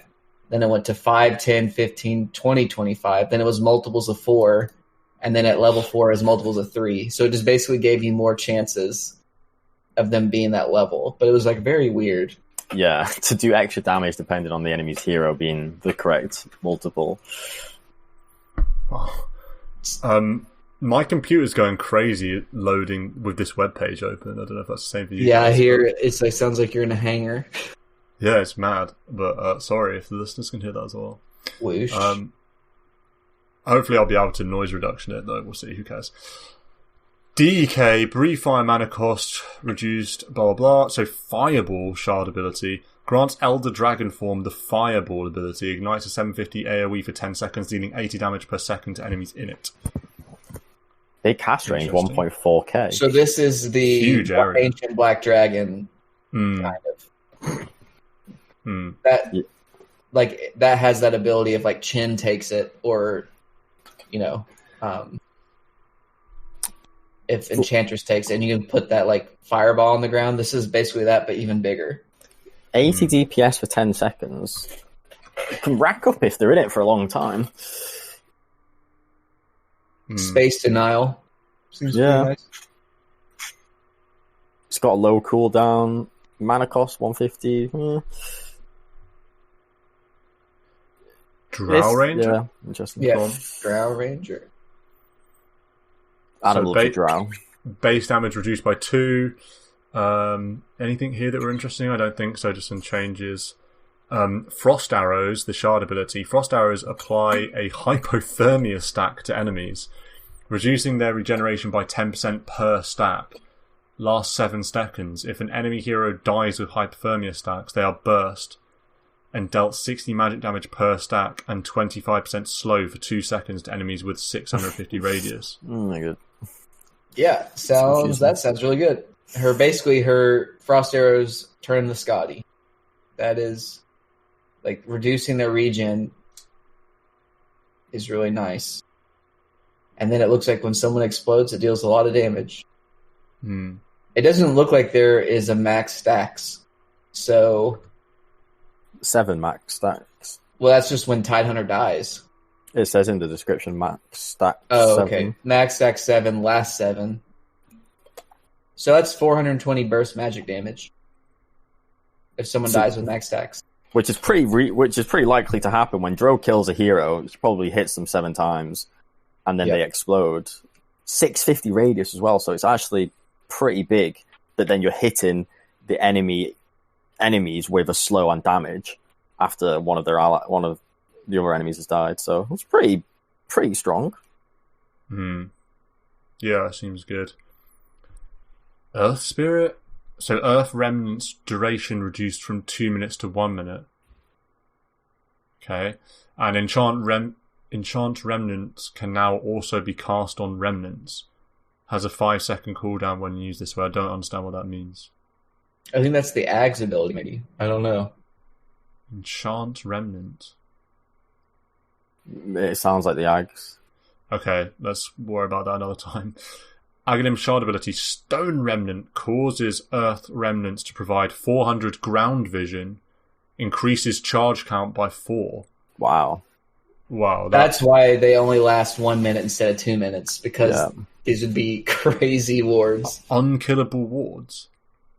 Yep. You can't get rid of them, so you can kick a stone in that's going to give you vision into Roche. So useful. You get vision in Roche for a minute, and they literally can't do anything about it. That seems insane for 1.4k. This is the best Ags shard yet. Yeah, that seems bonkers, and you don't even have to worry about wasting them because you get 4 more. Yeah, that is pretty cool. This seems like the best one. Yeah, I can play 5 Earth Spirit and not ever have to hit any spells. I just am like a better Venomancer. Yeah. Also, I love how the video, I don't know if you guys have seen it, it's just him just pressing stone in different places. He's just like, whoop. Yeah, the animation. Whoa. Yeah. Ooh, Marco, go on. What's going on with Earthshaker? You can go through Earthshaker ET and Ember, because they're all pretty basic. Alright, flying through it. Pretty spicy. Fissure cooldown by 2, not to be underestimated, and allows you to walk on it. Whenever you cast a spell, an aftershock effect is replicated throughout the fissure path. Yeah, so that means you can press fissure, hit someone with a stun from, say, 1,000 range away, and then enchant where you are, and the enchant aftershock stun will also stun that unit 1,000 away. That's good.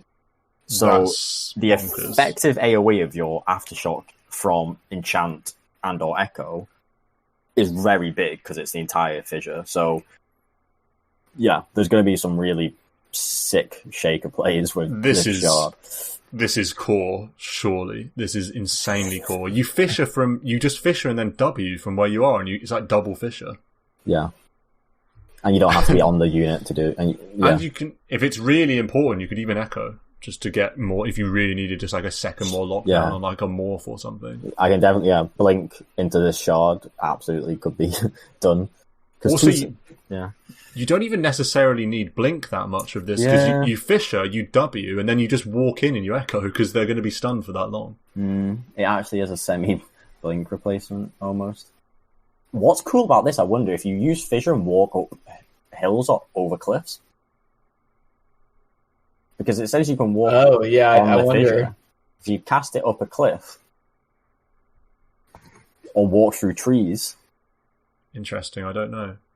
Interesting. Anyway, we'll move on. Elder Titan Echo Stomp upgrade from the shard allows you to turn Echo Stomp on auto cast. I don't know what that means. When cast while on auto cast, you will take the place of the astral spirit as it completes its stomp. Oh, gap close. So you use. But what does auto cast mean? I know you can press Alt and turns. Is that? It means that when you use Astral Spirit, you just start stomping immediately. Is that what it means? No, because in the video, he throws out the spirit, then moves it, then stomps. I think it's just giving you the option to jump to the spirit. And it's like when you've got glaives or frost arrows and you press Alt and click it and it turns it on all the time. I think it's like that. So you can choose with your stomp whether you stay where you are or go to the astral spirit. Yeah, you won't want to move in every time, but this is a nice little movement ability that I don't think is broken. Yeah, fucking insane movement ability right now. That's cool, yeah. And then Ember int gain up, activate Fire Remnant, set to mana cost up, whatever. I know it's quite a lot, tripling the mana cost, but late game is fine. Yeah, Scepter is fine. So the shard ability, we're upgrading Fire Remnant. Fire Remnants now deal 45 DPS and 600 AoE around them. Dying or killing an enemy hero leaves a Fire Remnant. Kills within 400 range if you count. So, I mean... Fire Remnant has a Radiance burn around it. Yeah. Who really cares, though? Because you use Fire Remnants to move, or to do a bit of burst damage. It seems pretty underwhelming. It seems pretty bad, yeah. Yeah, it's okay. Just okay. Adam, you can Sproink us here. Okay. Enchant cooldown rescaled from 20 to 28, 24, 2016. So better at like max, but otherwise worse early. Sproink no longer gives the free Dragon Lance. That feels bad. Sproink now launches an impetus attack on the 3 furthest enemy units within your attack range plus 200. Sproink cooldown increased from +3 or from 5 to or 3 to 5. So Sproink is actually, or the Ag's ability is actually good. Yeah, like three furthest. That's good, and you're like bouncing away. Multi-shot on a 5-second cooldown. It's pretty good. Remember when you might not have been in that game, but someone was like, Enchanters built Ags, the worst Ags in the game, and was blaming me like that. It is no longer. It was never the worst Ags in the game, but now it's especially not the worst Ags in the game. Yeah. Random person. And then the Ags shard is Nature's Attendants, adds 3 permanent Nature's Attendants that follow you around. Very cool. Interesting. I like that. That is just interesting. Just for the visuals, it looks cool. But always healing you. Don't have to go tranquil boots. And you can just stand next to a carry and heal them. Yeah, I think so. Yeah. I mean, that's what it does. It will just heal. If you're at max and someone is low, you just stand next to them and it'll heal them. So back on the menu with the what's that called? The wand upgrade? Holy Locket. The Holy Locket, yeah. That does seem good. Enigma, demonic conversion attack point improved. Blah, blah, blah. Malefice changes, some talent changes, and then Aghanim shard ability, Black Hole. That's what we want to see. Yes. Black Hole now does a non-interrupting pull towards its center in a 1,200 AoE. Pulls out. Haven't people been calling for this for years? Oh, that's sweet. At a rate of 175 units. Oh, that's so cool. It pulls now. Oh, that's so cool. It pulls people that aren't in Black Hole towards the center. As it should. Yeah. That is that's very cool. God, so if you're snoozing, if you don't kind of run away fast enough, you'll then get into the main Black Hole. Yeah, that's kind of like a quasi increase to the radius almost. Because the first few frames, you're not going to have a chance to react and you could easily get pulled in. And then if you miss just barely, it might pull them in. Yeah. God, even just for slowing people's retreat, it's pretty cool. It looks like a nice slow. Yeah. Oh, do you want to do Faceless Void? Someone? That just looks awesome. It does look very cool. Yeah, it does look cool.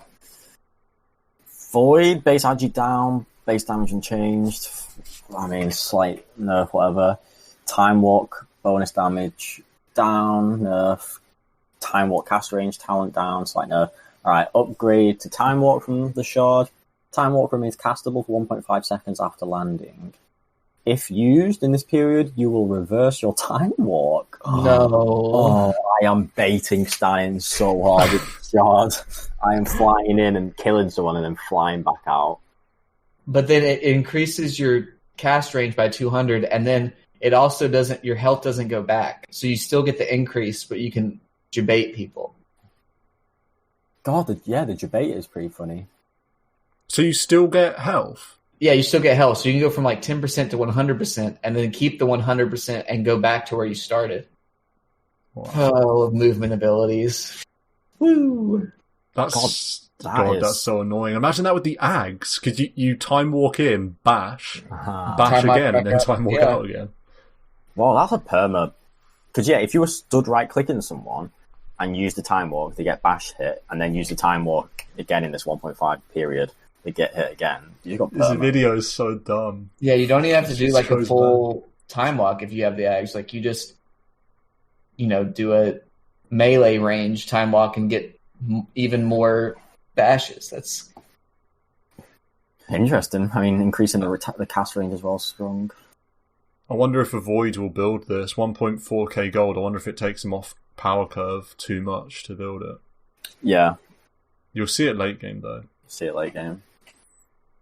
Adam, Grimstroke looks like a lot of stuff going on here. Yeah, it doesn't look like a lot, just tweaks to numbers. Looks like my spoil was a debate then. Because I saw someone post saying that Grimstroke had been reworked, but I think what they meant was he got a new ability, which I was like, well, everybody got a new ability, so right, yeah. He has a 600 attack range hero now, so that's good. Instead of 575s, you get a better harass, but his Ag Shard Ink Over, it grants Ink Over. That's nice to know. Covers a target enemy in ink for 6 seconds, slowing attack speed by 50, movement speed by 20%, and dealing a total of 240 damage over its duration. Cooldown 14 seconds. The animation's mad. This is a really good ability for 1.4k. Yeah, slowing attack speed by 50 on a carry, and slowing somebody by 20%. Synergizes well with your abilities. 400 ms movement speed goes to 320 from this. That's sizable. Mm. And it lets you get up with your stun on them, and then they have a less move speed to kill your spirit that you put on them. And then also, if you link two people together, you get to cast this twice. So, and it's got high uptime as well. 6 second duration, 14 second cooldown. For a 1400 gold, like that's pretty high impact. This is really good. Yeah. Okay, we like that. 50 attack speed, by the way, is a hyperstone. Yeah, that's a lot. That's a lot. Yeah. Gyrocopter attack backswing animation reduced from 0.65 to 0.1. That's going to be an entirely new, last hitting animation to deal with. So that's really buffed. So you can stutter step super easy? There's not the super delay. Oh, it's gone up. Oh, okay. No, it's gone down. Oh, no, it's gone down. 0.6. So stutter step is what you do to get rid of backswing animation, so... Oh, so backswing is post right click? Yeah. This is a half second shorter, so it's a lot lot better. It doesn't change stutter stepping because you cancel the backswing with stutter stepping. So what does it change? If you don't stutter step, you've been nerfed, but if you do stutter step, there's no change. I think so, yeah. Base agi increased by 7, damage unchanged. That's just an extra armor. Nice. Rocket Barrage buff, so the mid magic build Gyrocopter's got more going on for it with this. Rocket Barrage now hits an extra target and increases the duration. That's like a really good buff for mid magic damage gyro. Mm. Yeah, that looks like a nice ability. Yeah, interesting. Huskar, everyone loves the cheese, so Berserker's Blood, max attack speed increased. Life Break duration, blah, blah, blah. So Life Break Scepter increases cast range by 300. I think it did that anyway. That was a talent before. Okay, whatever. Inner Fire this is the shard, causes Inner Fire to reduce healing and regen by 50% and applies a 35% movement speed slow. Lowers cooldown by 2 seconds. Inner Fire is the Q. Okay, so it disarms, knocks them back, reduces healing, and slows them now.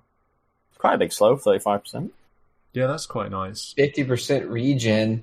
There's so many Spirit Vessel abilities now. I love it. Yes, I mean Huskar loves slows because he doesn't need to hit you for very long.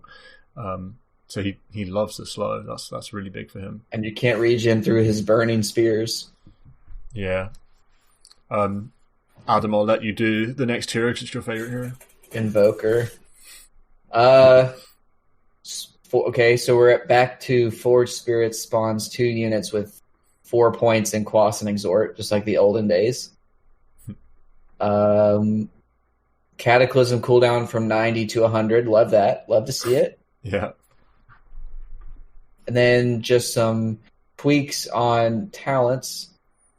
And then his Ag Shard is for Ice Wall. Out of all the spells, you do Ice Wall, and it makes Ice Wall vector targeted.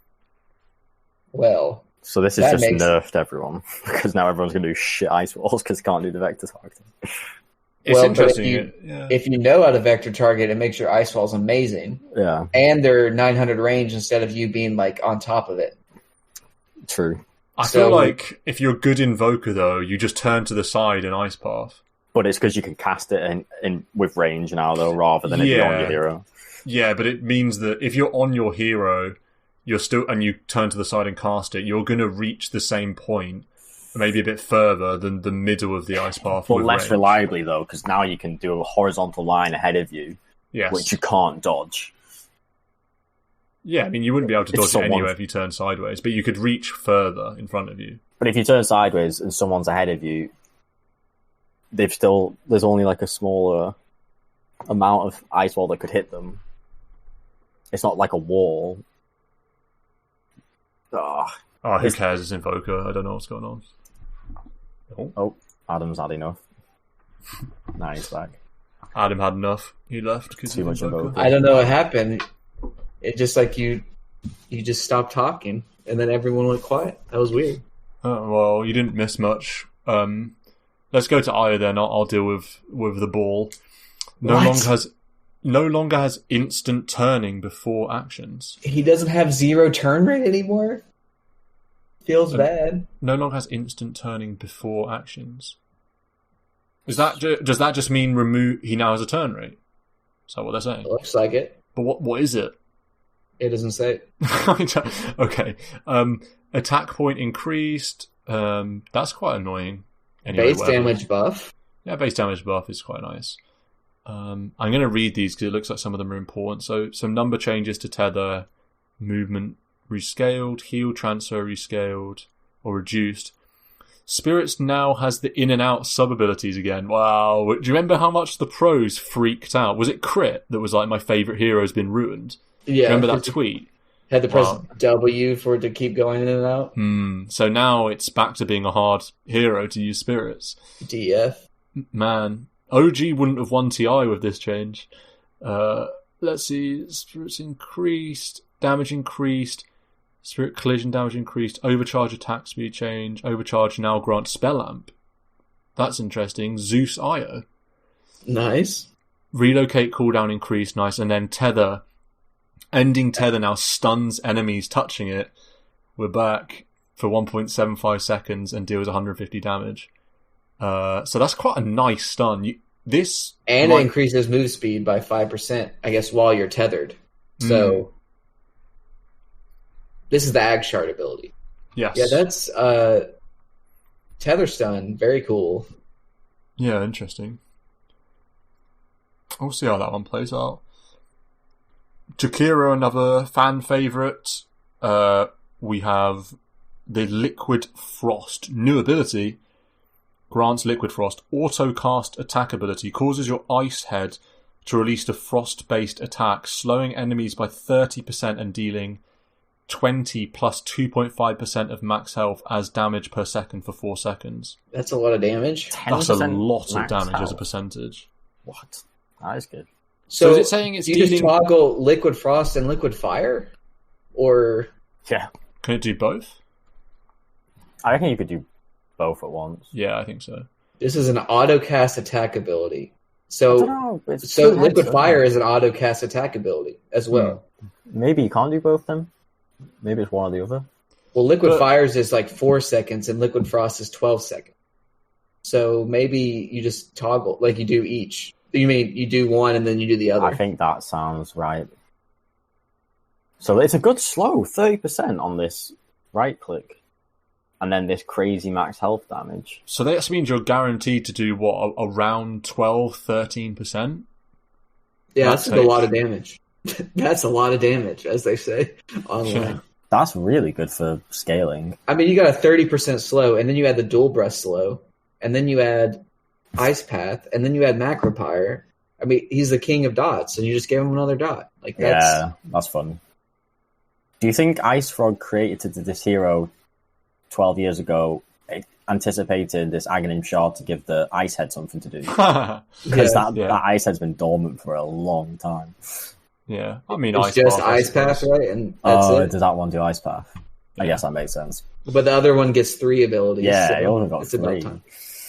Also in the video, he's doing this to a Ricky, which is I like that. Oh, wow. So I've just gone too far and seen Keeper of the Light's got a new ability, but let's do Jug first. So Blade Fury, radius increased. That's quite nice. Omni Slash is no longer restricted from initially being cast on Ancients. You couldn't Omni Slash Ancients? I guess they were magic immune or something? Or couldn't Weird. target non-hero units? You can Omni Slash creeps, but not Ancients. That's anyway, weird. Swift Slash is no longer restricted, yeah, same. And then we have... So the Blade Fury movement talent's gone because the Blade Fury is now Shard. Increases your movement speed during Blade Fury by 100 and attacks a random nearby enemy once per second. That seems good. Well, this buffs Marco's Radiance E-Blade Juggernaut build because the level 20 talent Blade Fury DPS is plus 160 instead of plus 140. And then you get this Ag Shard, and you're really fast.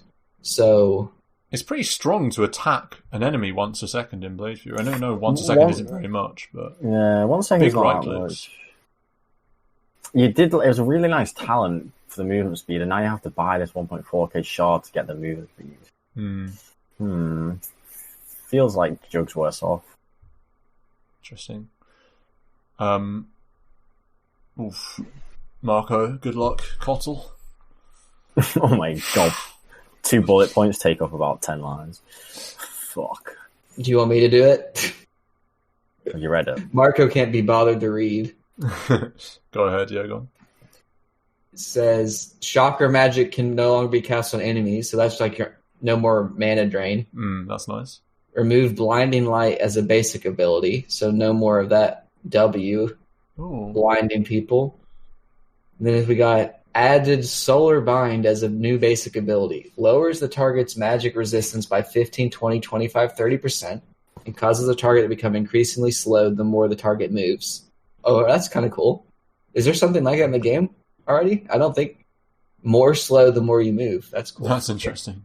Each 100 units reduces the target's movement speed by 4, 5.5, 7, 8.5%. Last 7 seconds. Cast range, blah. Mana cost, blah. Cooldown 16 at max. Okay. Spirit form is now an ultimate ability. Transforms your hero into a spirit form, granting you plus 20, 25, 30% movement speed, plus 125, 250, 375 cast range, grants blinding light. Okay, so we're going back to old Coddle. Old school Coddle. Yeah, you get blinding light, which is Yeah, we know what blinding light insane. is. And then you get recall. So you get recall back. Oh, wow. Hell yeah. 15-second cooldown, 3-second delay, 150 mana cost. And then also causes Illuminate to no longer require channeling. Do you get the heal in the day as well? That was a talent. Oh, Okay, that's the shard. Okay. Oh, okay. Yeah. Spoiler. That's the Ag Shard, and then the Scepter rework is Will-O-Wisp. But the God. Will-O-Wisp is way worse. You can now attack and stun. You just get pulled in. However, instead of a stun on flicker, it applies a movement manipulation that pulls units inwards at a rate of 60 units per second, but does not prevent attacking such casting. I wonder how strong that is then in terms of the pull. That seems terrible to me. Maybe this is really good against melee heroes, and then if you solar bind them and they are slow and they can't get to the middle, like... Oh, they can't get out of the... Yeah. You don't even need to get out of it, though. Why could you just kill it? It doesn't do anything. You can still attack and cast spells. Yeah, but movement, bro. Yeah, I suppose, but does movement... You can't go on a hero... They're not stunned, so you can't go on them. If you go on a hero, they just kill you. They can still attack you. And Well, I mean, to be honest, Ultimate Chaser, if they're trying to escape, they can't, because they'll be getting pulled inwards, and then the Solar Bind is making them sluggish. Yeah, it's not that much. 60 units per second. Well, how long does the flicker last? It's like 2 seconds or something? Oh, so it doesn't... Oh, it's constant. Yeah, it doesn't constant. flick on. Oh, I see. Okay, so it's better than I thought. Okay, I was imagining it still flickers the 60 units per second. Oh, yeah, this is just constant. Permanent. It's like a black hole. Kind of. Ah, so you actually need... Okay, so to get out of it, you literally need BKB or 4-star. Or you turn inwards. Or you kill it. But even then, you're making everyone run towards one another. So that's kind of good. That could be really good, actually. And then let's not sleep on this Solar Bind ability, giving 30% reduced magic resistance at max. That's like a Giga Veil, right? That's or a Veil. Like, that's pretty good. Yeah, that does seem very good. And then Old Coddle. We're going to be recalling people across the map. We're going to be Spirit Coddle. Veil's 18% spell amp. This is reducing magic resistance by 30. Dagon Coddle. Dagon Coddle. Heard it here first. Kunka. In-game increased movement speed on Ram. I didn't even realise you got that. And now, Tidal Wave grants Tidal Wave new ability, releases a wave towards the target direction that deals 225 damage and drags enemies along it for 600 range. I'm looking at the video now, it's making me laugh. The wave spawns 600 units behind you and travels 1400 distance in front of you. Has 700 speed and 750 radius. It's actually just a wave. Gush on steroids. Yeah, it's like pushing them. They're like still walking forward, but they're getting pushed back faster than they're walking forward. It's a good knockback. Hmm. Are we getting a water strat going? Is that what Ice Rog wants? 16-second cooldown. Look at the wave push. It kills all the creeps instantly. I mean, I guess you got Tidebringer, so it doesn't really matter that much. But still, imagine base defense on this. Can never push high ground. Yeah, this is really annoying. Oh, on Roche as well. Push the enemies out of pit. Oh god. Yes, I can't wait to see the meme videos. It looks like you can just push them out of pit. The Drow Ranger in this video is getting pushed back a lot. Yeah, that's a lot. That's interesting to see. That's a funky one. I'll just do a few here. I'll just bash out a few. So LC, Duel. While channeling, every 1.5 seconds, an overwhelming odds is cast centered on a random enemy unit within 900 radius. Does not center on the same target twice. Prioritizes heroes. Mess. Seems bad. I mean, it's a lot of damage. It's not that much damage, I don't think. But it's interesting that it keeps casting on people randomly around. But yeah, it's just kind of meh. Yeah, basically, you're going to get off 3 or 4 overwhelming odds in a fight. So, this sounds funny. Scepter rework grants the ability Nihilism. On Leshrac. Grants you a temporary aura that causes you and all nearby enemies in a 450 AoE to turn ethereal, preventing them from attacking, causing them to take 30% more damage at the slow, so we know what ethereal state is. Increases your speed rather than reducing it. Yours increases, but theirs is probably reduced, right? Yeah, so they're slowed by 30, you're increased by 30. And they're going to get nailed by your Pulse Nova. So that's a 25 second cooldown, and it's a massive AoE E-Blade. Yeah. That seems really good for Lesh, right? And yeah, AoE E-Blade that gives you extra movement speed as well. And buffs all of your damage output. Because they're going to take 30% more magic damage. This Ag Shard ability is absurd. Causes Earthsplit to repeat in the same location 2 additional times, with a 5-second delay between each one. Each time the radius increases by 75. Earthsplit echolocation is visible to both teams. This Earthsplit just put it on Roche. Yeah, just put it on Roche. It's 15 seconds of control in the area. You actually have to leave. Tower siege as well. You can't TP into a tower. This is... Do you mean you put it where you want to TP? You're going to get nailed by a splitter. Very cool. That seems good. Just throw that on a kinetic field. It's also just okay, so it's on splitter cost. Okay. I was about to get overexcited. Oh, it's your boy Adam. Let's see what Lich. Frost Nova AoE damage level 10 from plus 60 to plus 90. Okay. Ag Shard ability, new ability, Ice Spire. Grants Ice Spire. Creates an icicle at the target spot for 15 seconds, slowing enemies by 20% within 500 range.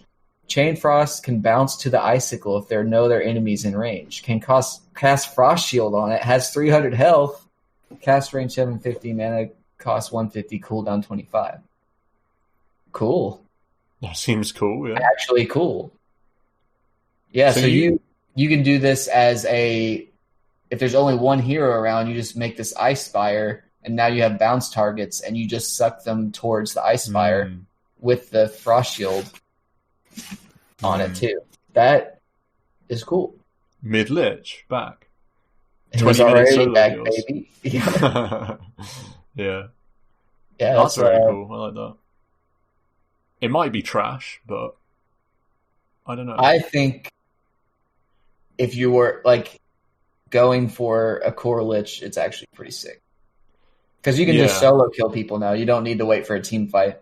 Yeah, it's bad on anything other than core lich though, because I feel like a support lich, one, it's really expensive, and two, in team fights, it's like anti-synergy because frost thing's gonna be bouncing to it. Interesting. We'll see how about that one. This is big. Yeah, I've just been reading this. This looks big. Yeah, it's quite a bit to get head around. This is a ability that we've had in the game for ever since I've been playing. That it's not. Yeah. It's gone. I'm just reading the shards before I do the other bits. So we've lost Open Wounds as a spell, and we've got a new spell called Ghoul Frenzy. First, Feast, no attack Feast has been nerfed, because now no attack speed to Feast, slightly more regen. The attack speed buff is now on this Ghoul Frenzy, and what you get attack speed from using it, and when you use it, if you hit an enemy, you'll slow them. So now it's no longer a spell which slows someone. You have to hit a unit to slow them. So that means Gap Close is not as strong, but to be honest, he is still quite pacey, so you can only start slowing someone once you get on top of them and hit them.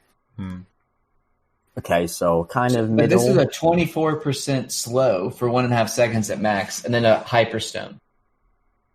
50 attack speed. Yeah. So that seems pretty good, but then... But you've lost attack speed from Feast. Right, so it's pretty good at like level 16 or whatever, when you have all your spell points. But then this Rage is doubled in mana cost, and Infest is quadrupled in mana cost. Wow. That feels kind of bad. So, Rage feels bad. To passively not have Feasts, that did used to be the case back in the day, that Feast didn't give attack speed. So maybe it's not the end of the world, because this Ghoul Frenzy, you'll use it when you're on top of someone, slowing them and hitting them really fast. You've then got Open Wounds as a shard ability, as a new shard ability. Provides attackers with 50% lifesteal for all damage dealt to the target, 800 cast range, max slow 50%. What does it mean by max slow 50%? Is that just Open Wounds then? Because they get faster as it wears off, doesn't it? So it starts at 50% and then reduces. I'm with you. So basically, Open Wounds is now the shard ability. It sucks to have Feast, to have the lifesteal and the attack speed separated on Feast, because you used to just be able to get points. Well, that's what it used to always be. It's like Rage used to give you attack speed when you popped it. That's true, yeah. But it was great before as just to get points in it in the lane and in the early game to farm with, because it gives you lifesteal and attack speed. So now it's kind of painful to separate them. Did we read the Ag Scepter? Sorry, before the Ags, Ghoul Frenzy passively causes your attacks to slow enemy movement speed. Yeah. And additionally grants you... Sorry, I thought it was a cast because it was... No, it's a way better Orb of Venom. I love a fucking passive. Wow, we got 2 passives. This is a hero with 2 passives, yeah. It's a hero with 2 passives, yeah. Which is why they made his other spells cost a lot more mana. Yeah, fair enough. This is your new hero, 2 passives. Did you look at the Ags? Yeah, the Ags is so fun. You infest an enemy hero for 4 seconds and attack them every 1.25. From the inside. So, and you get self-regen. And it's what's amazing about it, 500 cast range. So if an enemy's trying to get away, no sir, jump in them. 500 cast range jump and I'll finish you off. How sick is the man up as well? Presumably you're invulnerable at this time. Yeah. So you man up on an enemy, like you just get 4 seconds of right clicks. Well, I mean, I guess you only get 3 right clicks.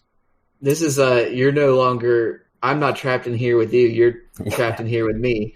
Actually, I'm just inside of you. And then it makes me think: if you Ghost Scepter yourself, can he still hit you from the inside? If he's inside of you, like. Does Ethereal go all the way to your atomic core? No, surely not. That's a cool ability, though.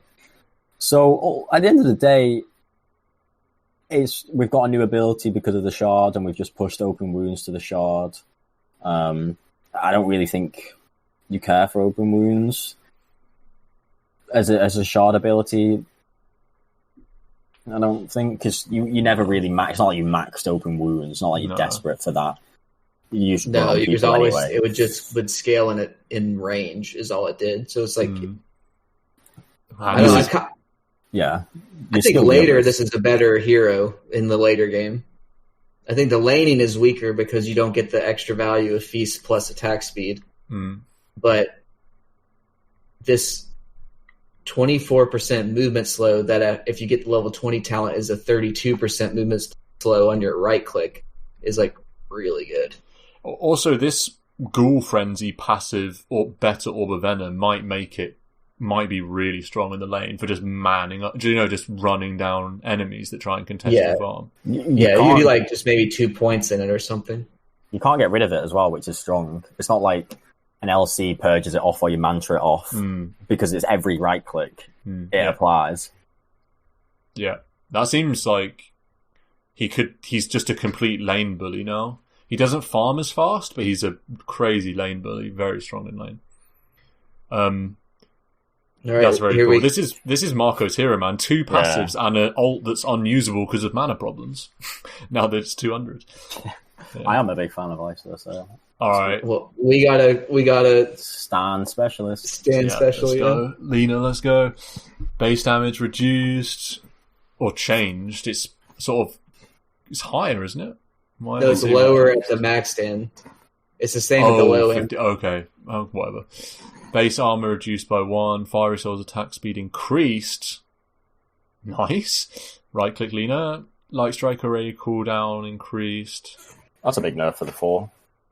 Pots 4. Yeah, bigger nerf for the 4. That's also quite a big nerf for the... Well, it's a reasonable nerf for the 2 because you only get 1 value point in it, so it hurts the value point. Anyway, Laguna Blade mana cost increased. That sucks. Reduced. Oh, reduced. Oh, Pog, we're Look in. Look at that at level 18. Wow, 550 instead of 680. That's nice. That's good because you sometimes could be in the early game in particular. You can sometimes read on the wire with mana. Definitely, that happens so often. That you're so close to the combo. Yeah, because the combo at level 6 kills like your whole mana pool pretty much. Blah blah blah. Some changes to Fiery Soul. Wow, the talent Fiery Soul stack is buffed to 2. Okay, we're in. And then Aghanim's shard ability, Laguna Blade, increases Laguna Blade cast range by 150. Laguna Blade can now also be ground targeted and will always travel its full cast length and hit all units along its path. So you can Laguna to a hero behind, and if there's any in between, you Laguna all of them. AoE Laguna. And you can cast it on the ground. It's like Earth Spike, basically, but it's like Earth Spike for Laguna. Yeah, that's a sick one. That's core. Well, maybe not core, but that seems like you'd buy that on Magic Luna, where you go Aether Ags. Synergy exists if you've got a Magnus. Anywhere you've got an AoE stun and you're lining up a 2-man Laguna. Imagine the Spellbind with Grimstroke, quad Laguna Blade on 2 heroes. Yeah, it's a nice line. Yeah, cool new ability. Lion, Agi increased. Earthspike cast range increased, that's a nice buff. Hex unit movement speed reduced. Mana Drain multi-target now searches for units within your cast range. Plus 300. Oh, so it makes it really easy to get their multi... They don't have to be around the enemy, just around you. Fixed Finger of Death Scepter reducing... Okay, don't care. So, Shard ability, Mana Drain grants true sight over the enemy and reduces their attack speed by 90. Oh yeah, that's cool. That's cool. Minus 9, and actually you cast it. You actually will use this on somebody. On a Ricky. That's a big minus attack speed. Yeah, that's huge. Lone Druid, I need to try him. Yeah, go on. You can do Lone Druid, Lunar Lycan, and just keep going until you get bored. Talents, nothing interesting. Shard ability upgrade to Savage Roar. Savage Roar now empowers allied units in a 700 AoE with 20% movement speed and 60 attack speed for 4 seconds. So you fear somebody away, and your team is faster to chase them, and they have more attack speed. So you and the bear will get better attack speed and movement speed every time for sure. So, and then the rest of your team will if they're close by. And then the rest of your team if they're close by. So it's kind of a pseudo Mask of Madness. Also, this level 25 talent says plus 1,000 true form health to plus 1,000 true form and spirit bear health. Ooh, that's big. Don't like that. In the late game, your bear kind of falls off. So extra 1,000. It's nice. Is nice. Yeah. For the bear. So, interesting. Pseudo Mask of Madness. I mean, 60 attack speed for 4 seconds. It's still quite a lot of gold for that. Yeah, maybe you get it. Who knows? Luna, some agi damage change. Luna Blessing damage bonus is now not percentage, but is a flat 5, 15, 25, 35. I don't know the numbers. Luna Blessing Night Vision up. Moonglave's damage reduction down. So Moonglave's buffed. And then the Shard ability, we're upgrading Lucent Beam to be ground targeted, increases stun duration by 0.3 seconds, and grants you bonus movement speed for 3 seconds. Seems expensive. 30% move speed bonus is nice. For 1.4k gold, I mean... Well, I just mean it's a nice bonus to have, and then presumably you ground target this, and then it hits something within 325 radius of that ground target. Yeah. But is that useful? I think you'll buy this with magic. Vision uphill in this video, so it looks pretty good. Yeah, the uphill thing's cool. And then if this also buffs all Lucent Beams from 0.8 to 1.1, that makes your ult really good. But I don't think the ult Lucent Beams do stun. I'm pretty sure they don't. I think the Lucent Beams from your ult are just damage. Well, but the Lucent Beams from your ult do stun at level 25. Is that level 25? The mini stun, yeah. So you have to get that. Okay. I don't think this would buff those. No. But it's fine. I think the ground targeting is the best part of it for vision uphill and stuff. Yeah, it's still quite expensive. Maybe, Magic build Lunas will consider it. I'm not certain if they'll buy it. Lycan, Howl cooldown down, Howl mana cost down. Feral Impulse no longer radius, it just affects units globally. Talent changes, not that interesting. And then Shard ability upgrade to summon wolves causes one of your creep waves to include a wolf. Back. So it's back. That's the old Ags. Did that Ags get changed, removed? Yeah, the Ags now is the Ags now is that you turn someone into a wolf. Oh, I've never seen which that. Which is actually really good. But then I always like this as a meme. That summon wolves in a wave, but it's probably not very good. Is this the pup stomp? Because no one pushes waves. Yeah, so you get this and you push waves without having to use your brain. This is like old Drow where you just globally gave all your range creeps pushing ability. Yeah. Yeah, it's just kind of like that. Yeah. Someone will lose a game because a wolf will have taken their ancient. Guaranteed. Adam, do you want to do some M's? You can do a few M's. Sure. Magnus, empower duration is shorter overall, 40 seconds, so it's shorter when compared to old Max. And then Scepter Rework releases 3 shock waves going outwards from you at 30-degree angles. can only be hit by one. After reaching the end, the shockwave comes back to the original origin and deals 75% damage and pulls unit towards the cast point a second time. So it's kind of that they've made that an Ags already, and then they changed it to what was that, like AoE Empower or something? Empower Aura or something like that. And now they made it back to Shockwave, but now it's 3 Shockwaves instead of 1. And they all come back. Yeah. And they all drag twice. Okay. Okay, but then we have Agshard, new ability Horn Toss. Grants Horn Toss. Tosses enemies in front of you, launching them behind you. Enemies spend 0.6 seconds in the air and take 155 damage on landing and are stunned for 0.25 seconds. So there's a hero in League called Singed, and he flops someone behind him. So this looks like the exact same thing. Ooh. Oh, but it's an AoE, so in the video, he flops 3 heroes. What's the stun duration on this? 0.2. It's like a mini stun. Oh, I mean, it's 0.85 altogether. You're in the air, and then you're stunned. 0.6 in the air. So this is like Blink RP, then you Horn Toss, then you well, this is nice because you Horn Toss, then you can turn around and skewer back, and you don't waste your RP duration turning.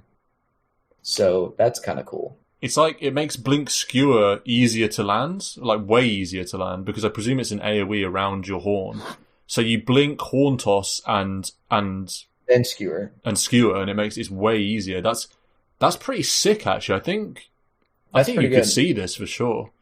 It's only 1.4k for buffing your hero's kit quite a lot. I think the ones that grant new abilities are much more value for the 1.4 cost because it just adds a whole nother layer of what your hero can accomplish. I'm ready for a new Arise build. Oh, wow, yeah. Yeah. Also, you can cliff people, and you can already cliff with this guy, but these movement stuff can be pretty sick. Again, Roche Pit, you just blink and do this and throw them all out of Roche Pit behind you. Okay, so we go to Mars. God's Rebuke mana cost increased a little bit, but then Arena Blood mana cost reduced, so that's nice because it's 50 less at level 6, and he always has mana problems. So that's good. Scepter Rework creates invulnerable soldiers in front of you while Bulwark is toggled on. Soldiers move alongside your hero and deal your full damage with a bonus 75. Applies procs as well. Enemies can only be attacked by one soldier at a time. Soldiers apply 20% slow for 1 second on their attacks. That sounds pretty good, but we'd have to see that in a game. Yeah, you have to see it. It does sound good, though. They deal your full damage. Plus 75.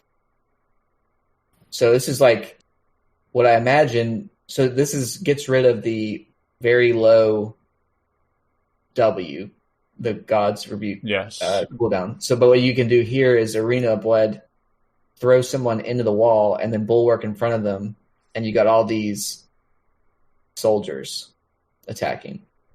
Sounds kind of good. And then the Spear of Mars, Ag's Shard. Spear of Mars impales up to 2 units and leaves a trail of fire behind, which lasts for 10 seconds, deals 35 DPS and slows for 20. This is Ag's Labyrinth has come to the real game. Impaling. Dude, that's Spear of Mars, bro. Yeah. Oh, it actually is. That was actually a good ability in Ag's Lab, so... This is big, though. If you do Arena and you can now impale 2 enemy heroes for, like, 3 seconds... Yeah, that's good enough right there. You don't even care about the fire trail because spearing 2 people into the wall deals so much damage. And that often is the case with team fights that 2 people will get hit. Yeah, especially in Arena. Blink Arena, they're always running the same way because they're trying to use the same exit. You get both. Yeah, that's really good. For 1.4k, that's really good. Ooh. I'm going to do Medusa and Meepo, so... they changed 800 mana to 75 in. Which is more mana, right? I don't know. Isn't that like 1,500 mana? Yeah, 1,500. Wow. Okay, that's a huge buff then, right? 75 in. Yeah, that's a crazy buff. But I guess you don't go split shot modifiers, though, is the thing. But you used to go mana when it was 1,000. Then they changed it to 800 and people started going modifier a bit. Now they'll go this, surely. Anyway. Aghanim Shard, Cold-Blooded. New ability grants Cold-Blooded. Passive. Marco. Two passives. When you are targeted with a spell, a single target Mystic Snake is sent back towards the enemy. Oh, stop it. That sounds gross. So he's getting cast and then he gets snaked. And remember that Snake slows now and gives you more mana. And then presumably if you go the Ags, you can freeze them, right? Yeah, quite possibly. That's so grim because Medusa will find the gold to buy this for sure. That sounds so gross. I don't like that. It's a 12-second cooldown, so it's a lot of spells are being thrown on Dusa. If you're taking it down. Honestly, the 1,500 mana, that's crazy. That is crazy, yeah. That's so much effective HP. That's getting changed. For sure, that's going to like plus 60 in next patch, I think. I'm just putting it out there. Okay, Meepo, let's go. Oh, my Ransack's back. Okay. So, turn rate improved. That's good. More poof damage. So, 20 talent to Ransack health steal. Ransack is the ability. Geostrike's the old one. Okay. Scepter rework. Adds a new skill. Dig. What a name. Oh, so rip 5th Meepo forever. Wow. Grants a new skill. Dig. Clones also have this ability. Channels for 7.75 seconds and digs into the ground for 3.5 seconds. What? Channels you channel it and then your spell is you digging for 3.5 seconds. Okay. Dispelling you and causing you to become invulnerable and untargetable. Restores a total of 25% of your max health over that duration. Can't be cast while rooted. Okay, that spell is absurd. So you can't kill the Meepo. The one that gets low, you just dig. And then he gets 25% health, and all the while, 3.5 seconds did you have in your other Meepos to do stuff? Yeah. Damn. That's a massive save. Pretty good, yeah. That's a pretty sick save. I'm definitely going... Meepo might be the first hero to try for me. Although, I mean, channel for 0.75 is a bit annoying. You definitely have a window. Right? You have a window to kill. Isn't that less duration channel than a poof is, though? Yeah, poof's more than 0.75, yeah. And then Ransack, this upgrades Ransack. So Ransack now has a 30% chance on hit to apply Geostrike debuff. Geostrike's back, let's go. Slowing enemies by 20% and dealing 20 DPS for 4 seconds. Instances from different Meepos stack. It doesn't seem that good, to be honest. No. You have permanent anyway, so I don't see you buying that. Marana. A dig, though. we diggers now. Yeah. Dig. I thought he was going to channel and dig up a bounty rune or something. Yeah, I thought it was going to be like shovel. Marana, so more damage at 10. Scepter rework causes Sacred Arrow to release a starfall on enemies within 500 AoE along the travel path. Only active on the primary arrow. Drops a second starfall that deals 50 damage on the impacted unit. That's a pog. Interesting. So you fire an arrow at someone, and let's suppose you hit them. They'll get hit with a starfall and a second starfall, and then you follow up with your own Q, which is starfall and a second starfall. Yeah. Honestly, Mid-Marana, E-Blade Ags. It's a lot of AoE damage because the arrow's traveling a long way, and there's just starfallings.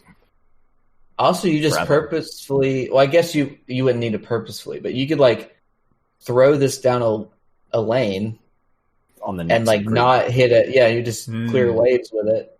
500 AoE around it is big. You're always going to... You see this leap? Grants a leap charge and leap attacks 1.5 crit. That's strong. Oh, nice. Carry Marani. Oh, my word. This is another Marco's BKB delayed by another 1.4 gold. So, 4 leap charges. Maybe Marco will live now. Yeah, maybe. MK base armor increased by 1. Mischief cooldown reduced. Not to be dismissed. Level 20 talent change. 25 challenge change. Wukong armor, 100 to plus 200. 200. Plus 200. So against TB or something, you just get that, I guess. 200 armor, you're actually just invulnerable to physical. But it stacks really badly, doesn't it? Yeah. The higher you get up, really, it's like I'm sure that's like an extra 5% damage reduction or something. So Tree Dance, this is the shard. Tree Dance cooldown from 1 to 0.3. Cast point from 0.3 to 1. So you're just faster jumping around and... Yeah, you're just faster jumping around. I don't think that's probably worth it. Yeah. I can't see people getting that for 1.4. No. Marco, do you want to do Morph to Nature's Prophet? So 25 talents changed from multi-shot adaptive strike to 30 strength, which means you can morph the 30 strength into more agi. Well, I mean, that's like a Eagle Song or something, if you wish. And then Shard, upgrading the adaptive strike agility, causes the adaptive strike to have +1 multi-shot and removes the 3-second shared cooldown between the two different abilities. Okay, so you can use both your adaptive strikes and you've got multi-shot, so meh. Meh. We don't really care to spend gold on this. That much, no. Naga Siren. Do you want to do this, Dan? Naga fan? Yeah, sure. Mirror image cooldown reduced. Ensnare cast point reduced to 0.1. That's... I know it's only 0.1, but it does happen a lot where you start casting it and you can't. Minus 30 Song of the Siren cooldown at 20. You'll probably take that. I don't know what over the extra illusion. Oh no, okay, so you're not going to take it over the illusion. Okay. I don't know. That's like below. That might be old Song of the Siren cooldown, which was obnoxious. Maybe you could think about it. Cooldown. Yeah, it definitely makes you better at level 30. That's for sure. Yeah. Sector Rework allows Ensnare to target spell immune or sleeping units, reduces the Ensnare cooldown by 5 seconds, and increases cast range by 400. So that does mean that's a BKB Black Hole Council. So some games it's going to be really good if there's a Life Stealer or just BKB units. Yeah. And Riptide, we're back. Riptide is back. This is the shard ability. Can activate Riptide, releasing stronger Riptide that deals 100 extra damage and slows enemies by 30% for 3 seconds. Applies around each illusion. Illusion can be only hit by 1 instance. I mean, and this seems core because it's a reversion to the old Naga where you'd Riptide farm. Waves. Well, yeah, you get the passive Riptide, and now you can just also active Riptide like the old one. Is it? I mean, you already have Riptide, right? So what's the? It just means it's definitely a kill ability for sure. 100 extra damage and slows by 30%. So, but units can only be hit by 1, and they're guaranteed to be hit by 1 if you're hitting them anyway, because they're just going to they proc instantly anyway. The passive. I think it's just improving your farm and split push. Maybe. 15-second cooldown is quite long. But all the creeps are going to be hit by a Riptide within the first 0.5 second anyway, and it doesn't stack, so... Maybe it's not that good then. Yeah. Prophet? I'll run through this one. So, Nature's Cool Tree changed, some numbers changes, Sprout Backspin, okay. So damage increased per bounce reduced from 11% to 9%. It's quite nice. So that's a nerf to the ult. Yeah. But with the Ags... So Sector Rework lowers cooldown from 85 to 60, entangles all enemy units hit. Ooh, cool. Oh, wow. Duration scales from 1.2 seconds 3 up to 3 entangle? seconds. Whoa, that's cool. That seems bonkers as well. So whenever there's a fight, because you can near guarantee that you get the Nature's Wrath to hit the enemy heroes, they're just going to be entangled out of nowhere. Yeah, if you've got Scepter. Yeah, it's a lot of gold. Yeah, it's a lot of gold. And then this Sprout causes the first 2 trees destroyed with Sprout to summon greater trees. Oh my goodness. Can only have 2 greater treants alive at a time. Look at this video. Look at the video, yeah, these massive trees bashing down. And he still can't get out. It's blocking him. Whoa, cool. He still can't get out of the sprout, and he's got massive trees hitting him. Counter to Quelling Blade. Arteezy in shambles. Oh, good thing. The good thing the spin in the video has Ags now. He can just Superman out. But so if you quelling down a tree from sprout, it spawns a greater tree end. Yes. And blocks your path. Wow. That's really strong then. If you are relying on quells to get out of sprout. Yeah. I don't think you'll... Yeah, maybe. 1.4k is quite a lot. It depends how good these greater treants are, I suppose. But you can phase boots out of them. Or you jump out with blink, strike, or something like that, yeah. Yeah, so... Or you just dig, so you can't die. Necro, Death Seeker, new ability. Grants Death Seeker, spawns a fast-moving large death pulse towards the enemy or ally, not self, dealing 50% more damage and causing it to spread a normal death pulse towards nearby enemies or allies. What?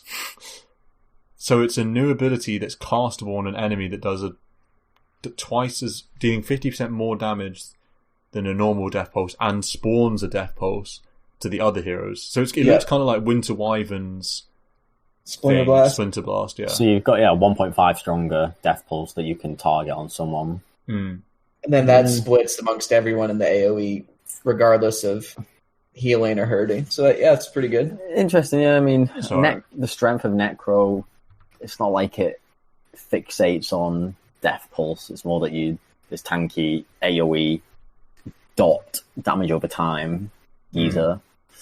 So I don't know how much you care to invest in this. Adam, do you want to do Night Stalker? Sure, Night Stalker.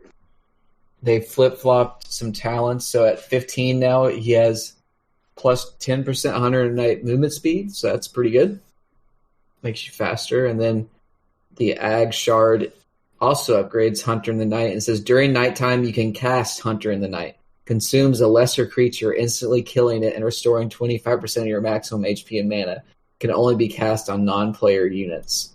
So you consume a creep and get a lot. 25% max HP and mana, and it doesn't cost any mana. It's 20 cooldown. So a lot of the time, you go Hunter in the Night and then kill some things. You're like, oh man, now I have no mana pool, or maybe you get out with just a little bit of mana, and it's like I have to go back and heal during my nighttime. This sucks. And this is no, I will feast on a creep and be ready to go again. That's pretty good.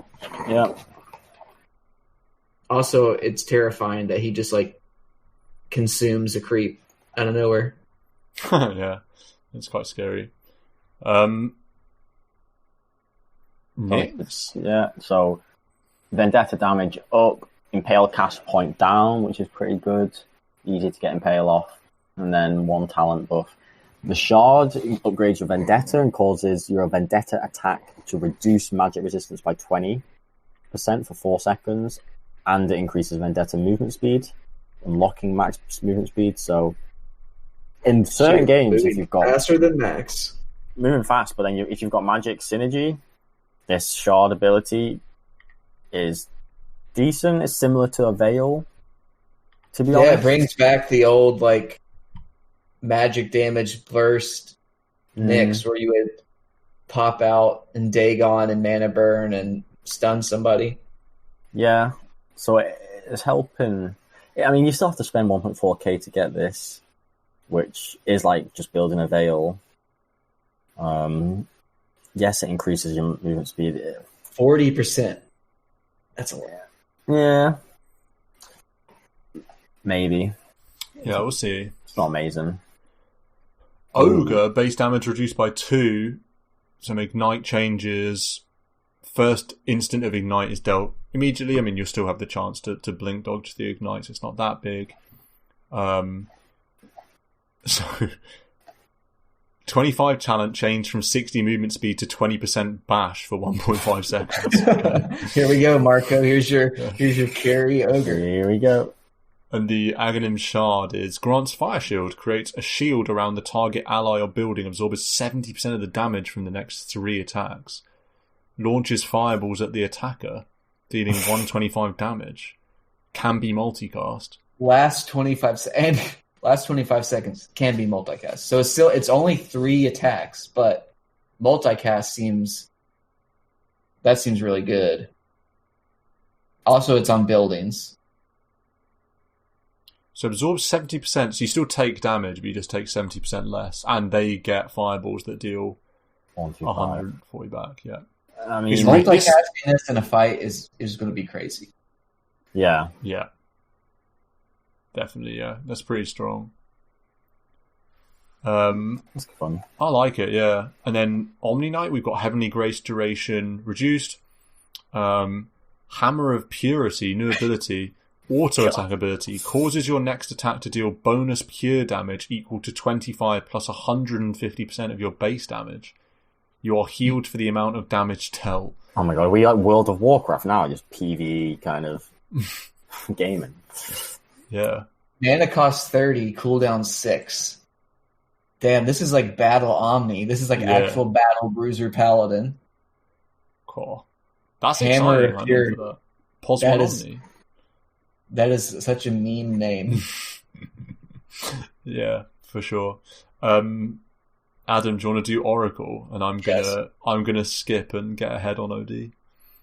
Oracle Scepter rework causes Fate's Edict. No. Sorry, I'm just sorry, but no spoils. But OD is pretty mad. What the fuck?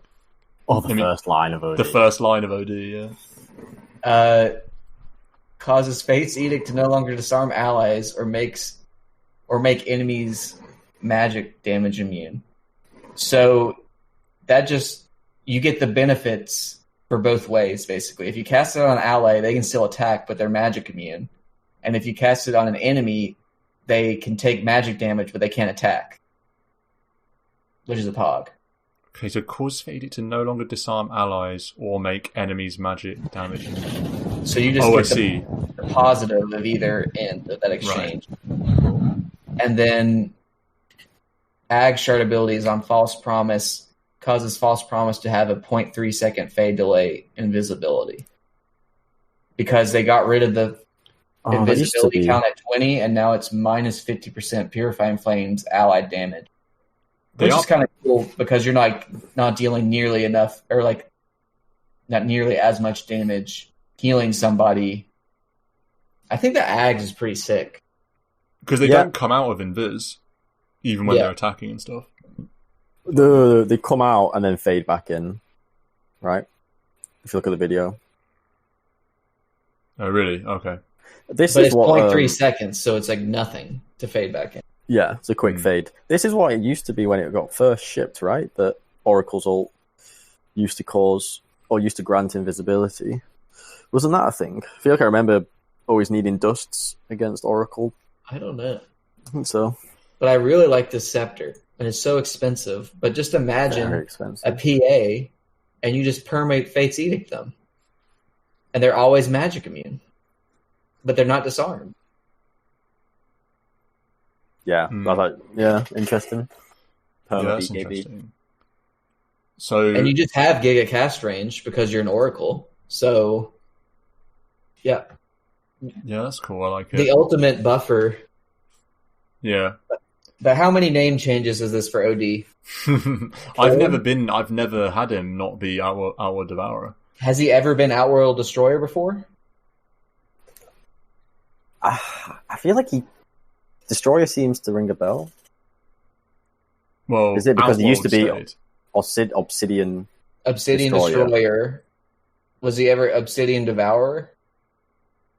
I don't know. I think Obsidian was the first thing to go. Yeah, but no, let's say Outworld Destroyer now. Okay, here we go. Yeah. So some agility changes, some damage change.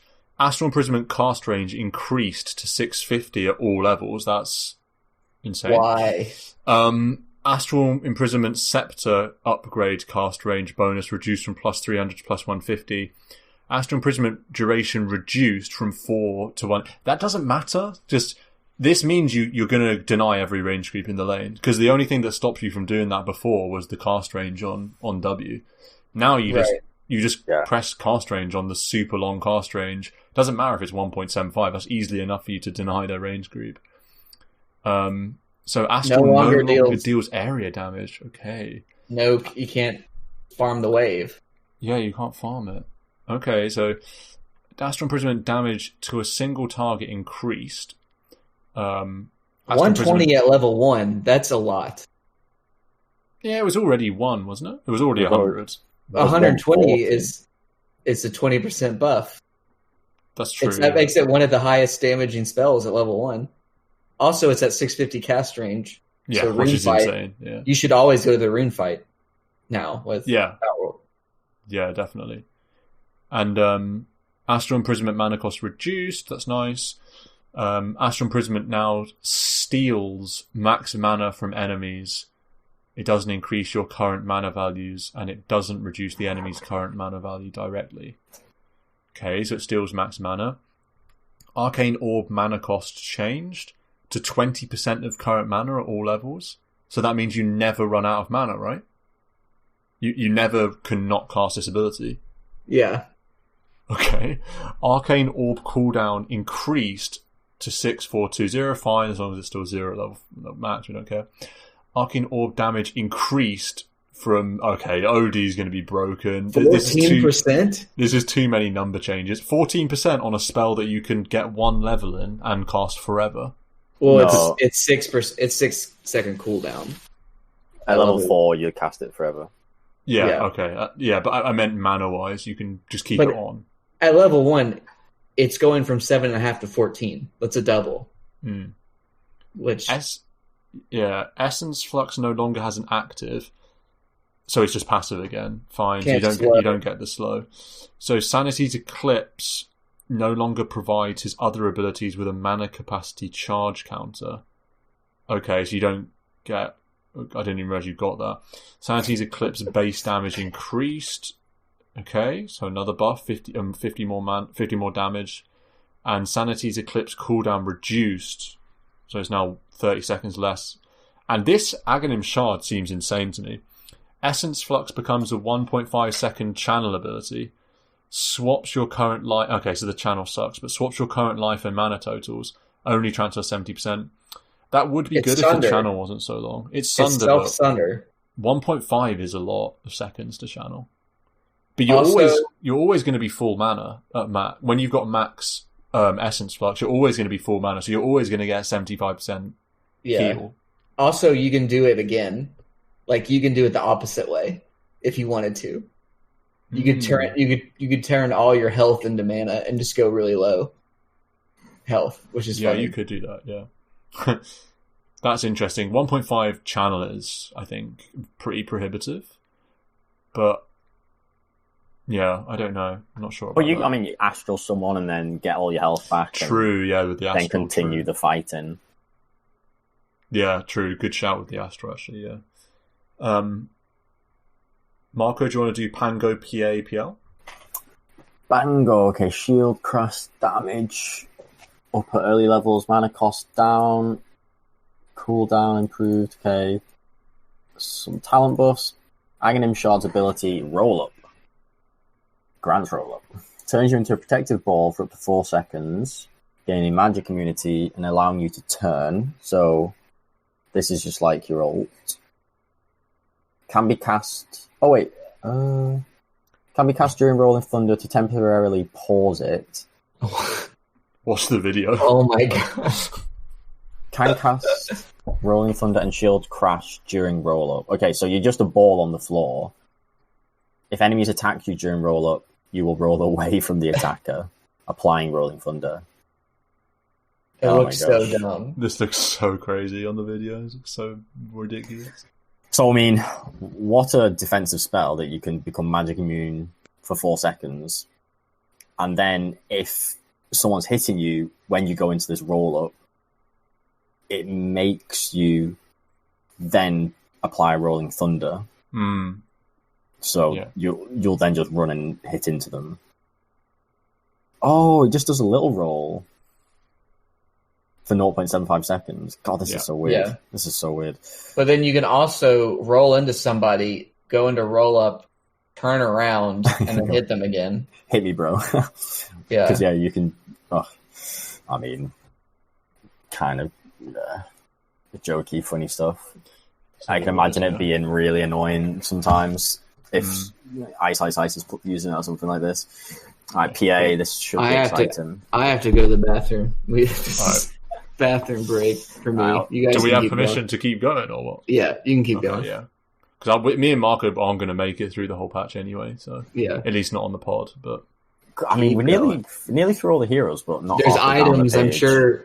There's not. I've actually scrolled through all of it just to see what there is. It doesn't seem to me like there's that many big changes to items like map. Neutrals. It's just item tweaks. But anyway, go on. Few new neutral items.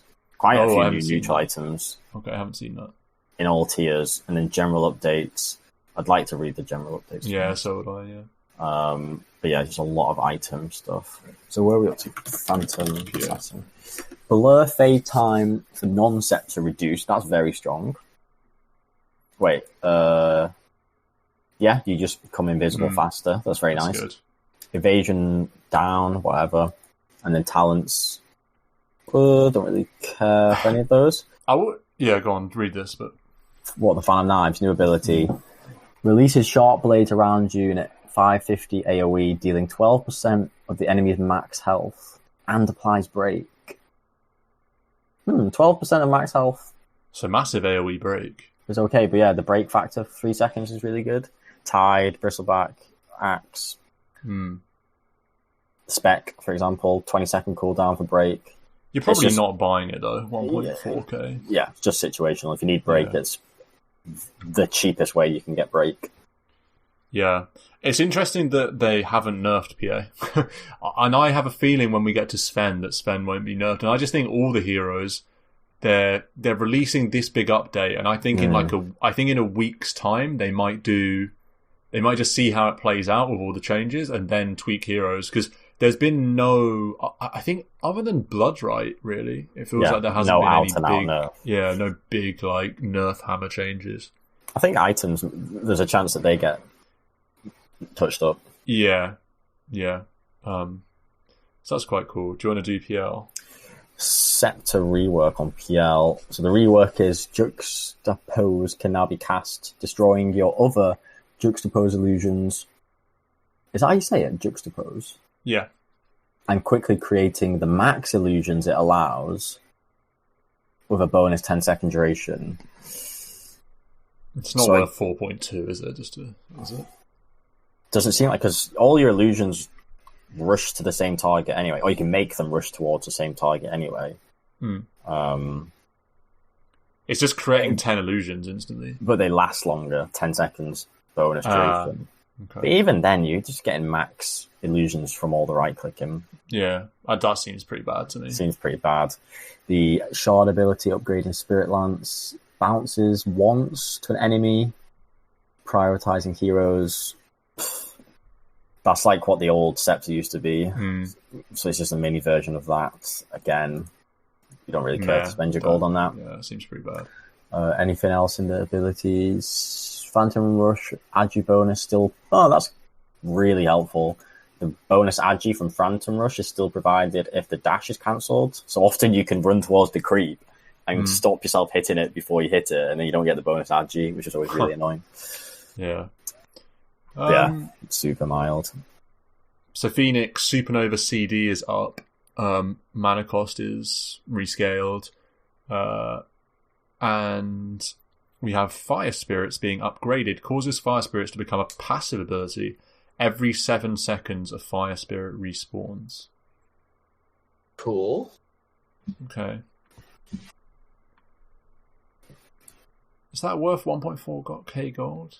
Probably not, but... Probably not. Yeah, this is such a luxury. It's doing nothing but an extra Fire Spirit rather than being a Glimmer Cape or almost a 4-star or almost Yule's. Like. Yeah. Puck, I'll run through a few P's here. So, Agi gain increased, turn rate improved, damaging up on Illusionary Orb, Raining Whiff distance up a bit, Coil Scepter stun up or rescaled, Coil initial damage increased, which is quite nice, extra 250, up to an extra 750 at level 3. More damage on the talent at 10, and then we have this Waning Rift upgrade. Waning Rift now deals 70 bonus damage and knocks enemies back 250 distance over 0.4 seconds, non-interrupting. Reveals invisible units and wards in the area for 5 seconds. What wards? What? That seems crazy. You Dream Coil and then Waning Rift to break the coil. Yeah, that's cool. That seems really good, and it gives you True Sight in a massive AoE as well, which is pretty good. Inbuilt True Sight is really good. And just the knockback, even outside of Dream Coil, is really big. And it already does a lot of damage, and it gets 70 more. That's like 350 damage or something. I really like that. That seems really good for 1.4. That seems pretty good. Yeah, because it synergizes with your ult. Yeah. So that's nice. Like some of these are just, they don't like do anything synergy wise, you know what I mean? But this actually amplifies what you already do. It's also a mini. Oh, it says non-interrupting. Okay. I mean, the fact that you reveal wards, you're going to get so many wards accidentally, and you're just going to get a lot of XP and gold off of it. It's probably going to pay for itself. So. That's nice. Pudge, the most played hero in Dota 2. This is what the Dota. This is what the trench players like me have been looking forward to seeing. Base damage up by 2. Base armor increased by 1. As you gains down a bit, strength gained down a bit. Flesh Eat magic resist increased. Yes. Rot slow at 10 and meat hook damage at 15. So now the old Aghanims, the eating a hero with Dismember, is now the Aghanim Shard. So you swallow them and heal them for 6% max health, has half cooldown when used on allies. And the new Scepter is increases rot radius by 200, damage by 80, reduces health regen on affected enemies by 25%. That's a big AoE. Alright, I'm doing a Pudge mid Hood Rot build, I think, then. Is that the play? Or is it just Midas Ags? I meant also this 15 talent plus 120 meat hook damage. That's a lot of damage on meat hook. That's true. A lot of pure damage. But yeah, if you go 10 talent, 14% rot slow, and then you get the Ags AoE slow, and you just have this humongous AoE with a ton of damage, and you already have your Flesh Heat magic resist buffed. Yeah, and then if you go Spirit Vessel with the regen reduction on your rod, it's a lot of damage. Certainly is. Let's look towards Pugna then. So no changes, just a upgrade to Life Drain with the Shard.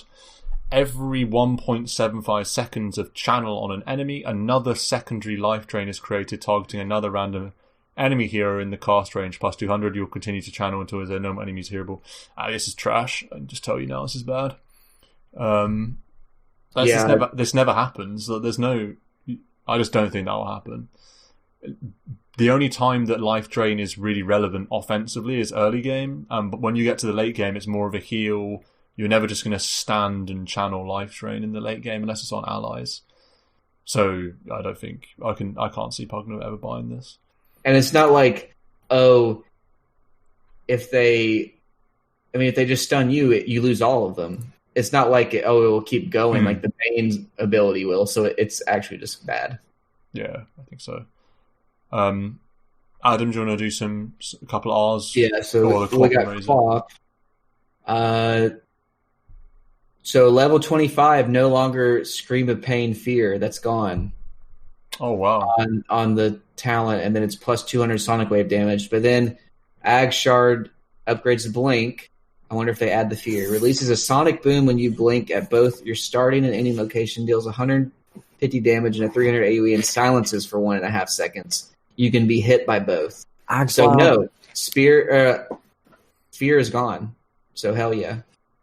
So I guess you probably go the Lincolns, built-in Lincolns at 25 now. But the fact that you can be hit with both of this blink means you just can be melee next to somebody and melee blink and get an extra 300 nuke. 6 second cooldown on blink, good for farming this.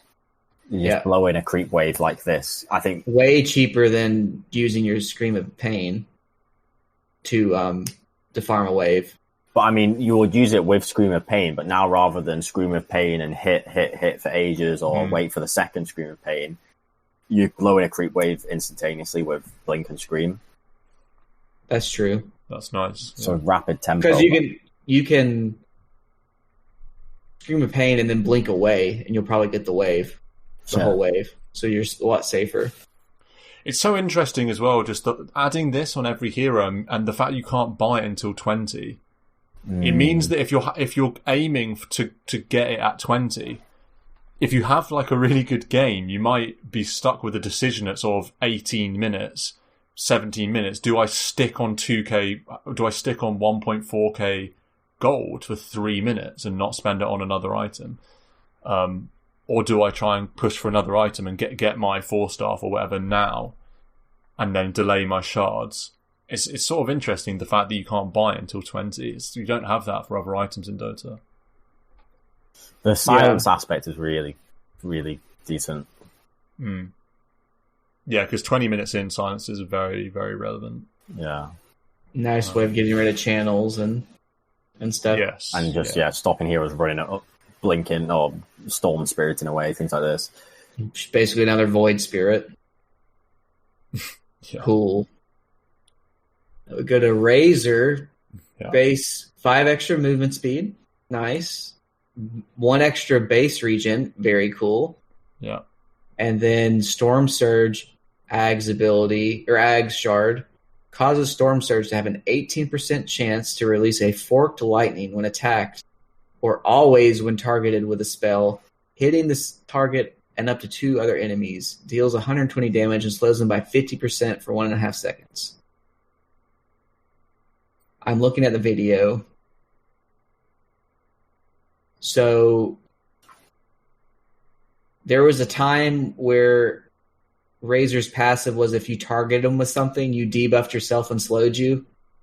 And it's kind of like that, but it's 18%. I don't know. I kind of like it because you don't want to hit the Razor, so it lets the Razor do what he wants to do. I don't know. That's interesting. That's an interesting one. I don't know if you buy it, but also the fact that it's 18% chance, I like that. That's funny number. It's not 17% like Spirit Breaker. Just a random 18. Is there no cooldown on this? So it's just a straight up 18%. Yeah, it's just 18. Yeah. Interesting. Probably not good enough. 18 cents. It's not good enough. It's not core. It seems really kind of peripheral. I wonder if you sit in a creep wave, you probably clear it pretty good because you have the wave hitting you, proccing this 18%. But yeah, it's pretty. It doesn't add anything to your game. It's like, oh no, I kind of like the Now, it's a 50% slow for 1.5, which is good. But honestly, the way old version that debuffed someone was a lot better. The bigger things is he gets 5 more movement speed and 1 more regen at level 1. That's like the big stuff. If we want to... There's so many new items, what the fuck? Okay, I've just scrolled down to items just for a little sneak peek. Items is another day. If we want to... put into perspective how Storm Surge isn't that good, we just need to look at Ricky's. I'll take the pleasure to go through Ricky. Smokescreen, just outright buffs everywhere, can be cast during tricks of the trade. That's insane. That's just no need for that. We'll take it. The radius of Smokescreen's improved marginally. The miss rate better at higher levels. The mana cost down. Take it all. Then some tricks of the trade set to... It's been buff, really. You can now hit 2 units rather than 1, so I've never bought Aghanim Scepter in my life, so I'm not registering it. This shard ability is insane. 1,400 gold to throw a sleeping dart at someone, 1,200 cast range, which is mental. It puts the target to sleep for 3 seconds. They're invulnerable till the duration ends. When they wake up, they receive 150 damage and are slowed 25% for 4 seconds. This is a 20-second cooldown. So this means in a fight, you're casting Nightmare on an enemy hero from double the range that you could cast Nightmare, putting them to sleep for 3 seconds, killing the rest of the team. They wake up, take damage, and are slowed, in which time you've Trickster the Trade on top of them, cast a Smokescreen on top of them, and they're dead as well. So the control factor with that cast range and cooldown is insane. Yeah. Also, they can't even... It's better than Nightmare, because enemies can't get it off that hero by... Yeah, target is invulnerable. Like, yeah, they can't that's crazy. do anything about it. Imagine that in a fight. It's Nightmare on steroids. Just putting someone to sleep from that far away. They're invulnerable. Can you combo on top of them like Nightmare? Can you stun? So could you use this ability on someone and then someone comes over and meteor hammers or hexes or something? I think invulnerable. Does that mean you can't? It's not. It doesn't say untargetable. Yeah, so you could target them. So you could still target them with hex and stuff, right? They just wouldn't take damage. Yeah, they wouldn't take damage until it's over. But yeah, you still get stunned. You've got a setup for more stuns. You've got chase potential, 1,200 away. Nope. I'll dart you, catch up to you, and then kill you. The cast range is insane. This is a really, really good shard. I'm not even saying that from bias. This is really value. Picking this up at 25 minutes once you've got a diffusal Sanjin Yashase. Yeah. You're flying. Definitely. That seems like one of the sickest ones for sure. Can I make a request that we just go to items? And then if we have time, come back to Rubik? Because I don't think we're going to make it through everything. And I want to read the bigger changes. Yeah, we'll come back. We'll come back. Oh my god, there's so many heroes. We've been going a long time. I know, yeah. Well, I just want to do some items. Yeah. The new items. Let's do these new items. I'm down here. I'm down here as well. Yeah. So I'll just do a few. So Fluffy Hat, 250 gold, grants 150 health. Okay, so 125 health. 125 health. So I presume that's just going to build into stuff. Nope, that's it. That would be pretty bad. All right, we'll see what it builds into. This Falcon Blade requires Fluffy Hat, Sage's Mask, Blade of Attack, and 225 gold recipe. Grants 150 health, 1.6 mana regen, and 10 damage. Who would build this? Mana regen and damages could be nice for some heroes that need mana regen. And health. It's like a little bit of everything. I wish it told you how much it cost. It's like 450 plus. I can't do the math. I don't know. That's in like the thousands. Low thousand. Yeah. That's expensive. That's really expensive. Oh, it's like you building something instead of what goes in the Solar Crest medallion. It's like medallion level or like a mini drums, something a little before a drums. I don't know. Rather than 2 Wraith spans or 2 braces. You'll definitely see this because heroes love casual Sage's Mask. So you will see this picked up for heroes that need mana regen. Interesting.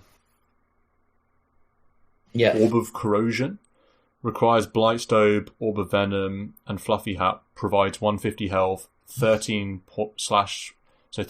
melee slow, 4% range slow. 3 magic DPS, 3 armor reduction, last 3 seconds. I presume that stacks with I presume that stacks with Blightstone and Deso. That's interesting. It's interesting, yeah. That's quite cool. Witchblade requires Blitz Knuckles, Chainmail, Robe of the Magi, and 600 gold recipe. Grants 35 attack speed, 12 int, 6 armor, 300 projectile speed. Okay. Ooh. Has a 9-second passive cooldown that procs on attacks. Applying a curse for 3 seconds. Oh my god. Slows by 25% and deals your int as damage every second. There we go. Instead of building blade mail on int heroes, this is your Quap and your Nature's Prophet item. Oh my god, yeah. Quap, Nature's Prophet, Silencer. Who else do we want to punch with? This is crazy. 35 attack speed, 12 int, 6 armor, and then your projectiles are faster. Damn. That's big. That's deals a good item. into damage every second. Yeah. Silence is racking up 100. This is a 2,600 gold item or somewhere around there. This is like a first item. Yeah, this is the blade mail for int heroes, which is sick. Do you guys want to read some? Yeah. Glypaneer. I don't know if it's Glypaneer. Glypaneer is probably related to Mjolnir.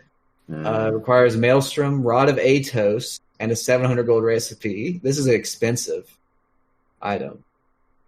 30 attack damage, 20 int, 12 strength, 12 agi, passive 160 chain lightning proc. Active targets a 450 AoE area, releasing a lightning strike onto each enemy unit, ensnaring them for 2 seconds and dealing a chain lightning proc for 220 damage. Cast range 1100, mana cost 200. Cool. Atos is like a little, like 3,000 maybe. Maelstrom's like 2,700. So this is like a 5.4k item. Just like this is no, it's not. It's 6.1. 6.1. Wow. Or it's 5.4, and then you add the 700 gold recipe. Yeah. So this is a lot. Who builds these two? The first one, Windrunner? Is this chain lightning proc on every hit, or is it a proc chance? It just says proc. It's proc chance. Must be chance. So this is Viper, maybe. I mean, the recipe's quite expensive, 700, but Viper loves an Atos and loves a Maelstrom. 30 attack, 20. It's 20 intelligence, and then 12 of agi and strength. Like, big cast range on that ensnare too. Yeah, good ensnare. Yeah, it's the same range as the Atos and stuff. I think Viper maybe is like the one that I think of straight away. Beyond that, I'm not so sure. Razor. Yeah, Razor could. Yeah, that's true. Yeah, these are. I think you think about Atos heroes, and then would this go on them? Yeah, because that's really. Who else builds Atos? Like Underlords. Thano. I don't know. Yeah, like, lots of heroes. Bloodseeker. A lot of those don't care for the offensive Maelstrom aspect. Right. You have to be a right clicker to really. It's just like a Viper. Maybe Bloodseeker could Atos and then come back for Maelstrom. This is a 450 AoE. This is an AoE Atos with lightning procs. That seems pretty good. But it would have to be for it to cost this much gold. So, AoE route is quite interesting. I don't know if you want to do a couple, Marco, or something. Mage Slayer. So this is literally anti-mage's weapon. Now can be bought. Requires Cloak, Blade of Alacrity, Claymore, 600. So that's about 3,400. 3.4. Grants 20% magic resistance, 20 agi, 20 damage, and causes your attacks to place minus 35% spell amp debuff on enemies lasting 4 seconds. So you're tankier to magic res. You love it if you're agi. 20 agi, 20 damage is good. And then you're reducing spell amp debuff, so they're taking more spell damage. No, that's reducing their spell damage. Oh, so they do less spell damage. Yeah. Who cares for that? And you have 20 magic resist, so really they who's ever going to deal magic damage to you? So this means when the target you're going on, if they're a magic user, they can't hurt you, and their spells are less powerful. Yeah. So very much as a mage slayer is really. This seems like a Razor item. Yeah, definitely. I think that's a good shout. It sort of carries that want a hood, but also want to right click as well, and preferably agility. And you're negating the strength of an enemy pos 2 magic user. Yeah. It's interesting. Yeah. If you're a Storm, Pugner, Lesh, even just anyone that is reliant on magic spells, you're doing pretty good. I think you're doing pretty good. Yeah. So we've got Eternal Shroud. This is 3,250 and builds out of Voodoo Mask, Hood, and a recipe that costs 1.1k. So 20% magic resistance, 8.5 HP regen, 20% spell lifesteal, and creates a spell shield that absorbs up to 400 magic damage, converting damage taken into mana. Cool. Okay, so it's like Hood active, but also gives you mana, I think. Converts it into mana, so this is a bristleback item. I thought bristleback. But even then it's like... spell lifesteal, because, spell lifesteal is huge for Bristol. He loves Voodoo Mask. He does, but that's... It's a lot of money, yeah. He just needs Hood. He really... It's such a luxury to go, let's get some spell lifesteal and convert. This upgrades your Hood later, though. It's expensive, though. Slow build up. Casual Hood, but then maybe later in the game, after you have a couple other items... I mean, you can definitely go Hood Voodoo Mask. It's just the fact that there's a 1.1k recipe. That's even a Voodoo Mask. Though, I mean, you can't just casually get a Voodoo Mask on a core bristleback. That's a Voodoo Mask, more like a waste of gold. Mask. This doesn't seem worth it. All right, we're done with that. What's next, Marco? In the bin. Helm This new one, Helm of the Dominator. That's not new. Helmdom 2. Did they take out of Helm of the Dominator? No, it can be upgraded to level 2. Oh, shit. Level 2 Helmdom. For 3,700 extra gold. Oh my goodness, it's a 6k item. My word. Increases stat armor HP regen from 666 to 288. I mean, that's expensive. 3,700 gold is not worth it to convert an Ancient. Ancients are really not that good to convert. Unless you're converting the enemy Ancient and you win the game. Like, the hell? That is bad value. An orb and 1.6k to convert the... And those that's not an aura. Like the HP armor, like that's not an aura either. This is... How could you ever justify buying this item? Yeah. Ultimate Orb is one of the most undesired items in the game. Yeah. It's one of the most cost inefficient items ever. You don't want to buy it. It's so dead. And then you have to buy one, and then a 1.6k recipe. Just for Ancients. Just so you can get a Black Dragon. Have they changed the Ancient? So is Roach an Ancient now or something? Yeah. Ancients are actually unkillable. All right, here's what I spoiled Stan. Yeah, this is what Adam spoiled me. Overwhelming Blink. What the hell is going on? Blink Dagger Reaver and 1.75k gold recipe. So how much does that cost? These are all 6,800 gold items. Wow. 25 strength. When you land at a destination, all enemies in an 800 AoE have 50% movement slow and 50 attack slow for 6 and take damage equal to 200 plus 100% of your strength. Wow, Centaur, let's go.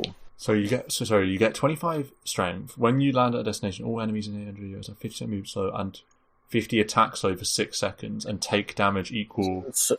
Oh, wow. You blink and do a big earth shock. That's cool. Basically. That is such a nice item. When you're one of these strength heroes with the blink dagger and you can't scale, and you're like, oh, where do you put your gold? Yeah. This is cool. I mean, the build-up's nasty, though. Reaver.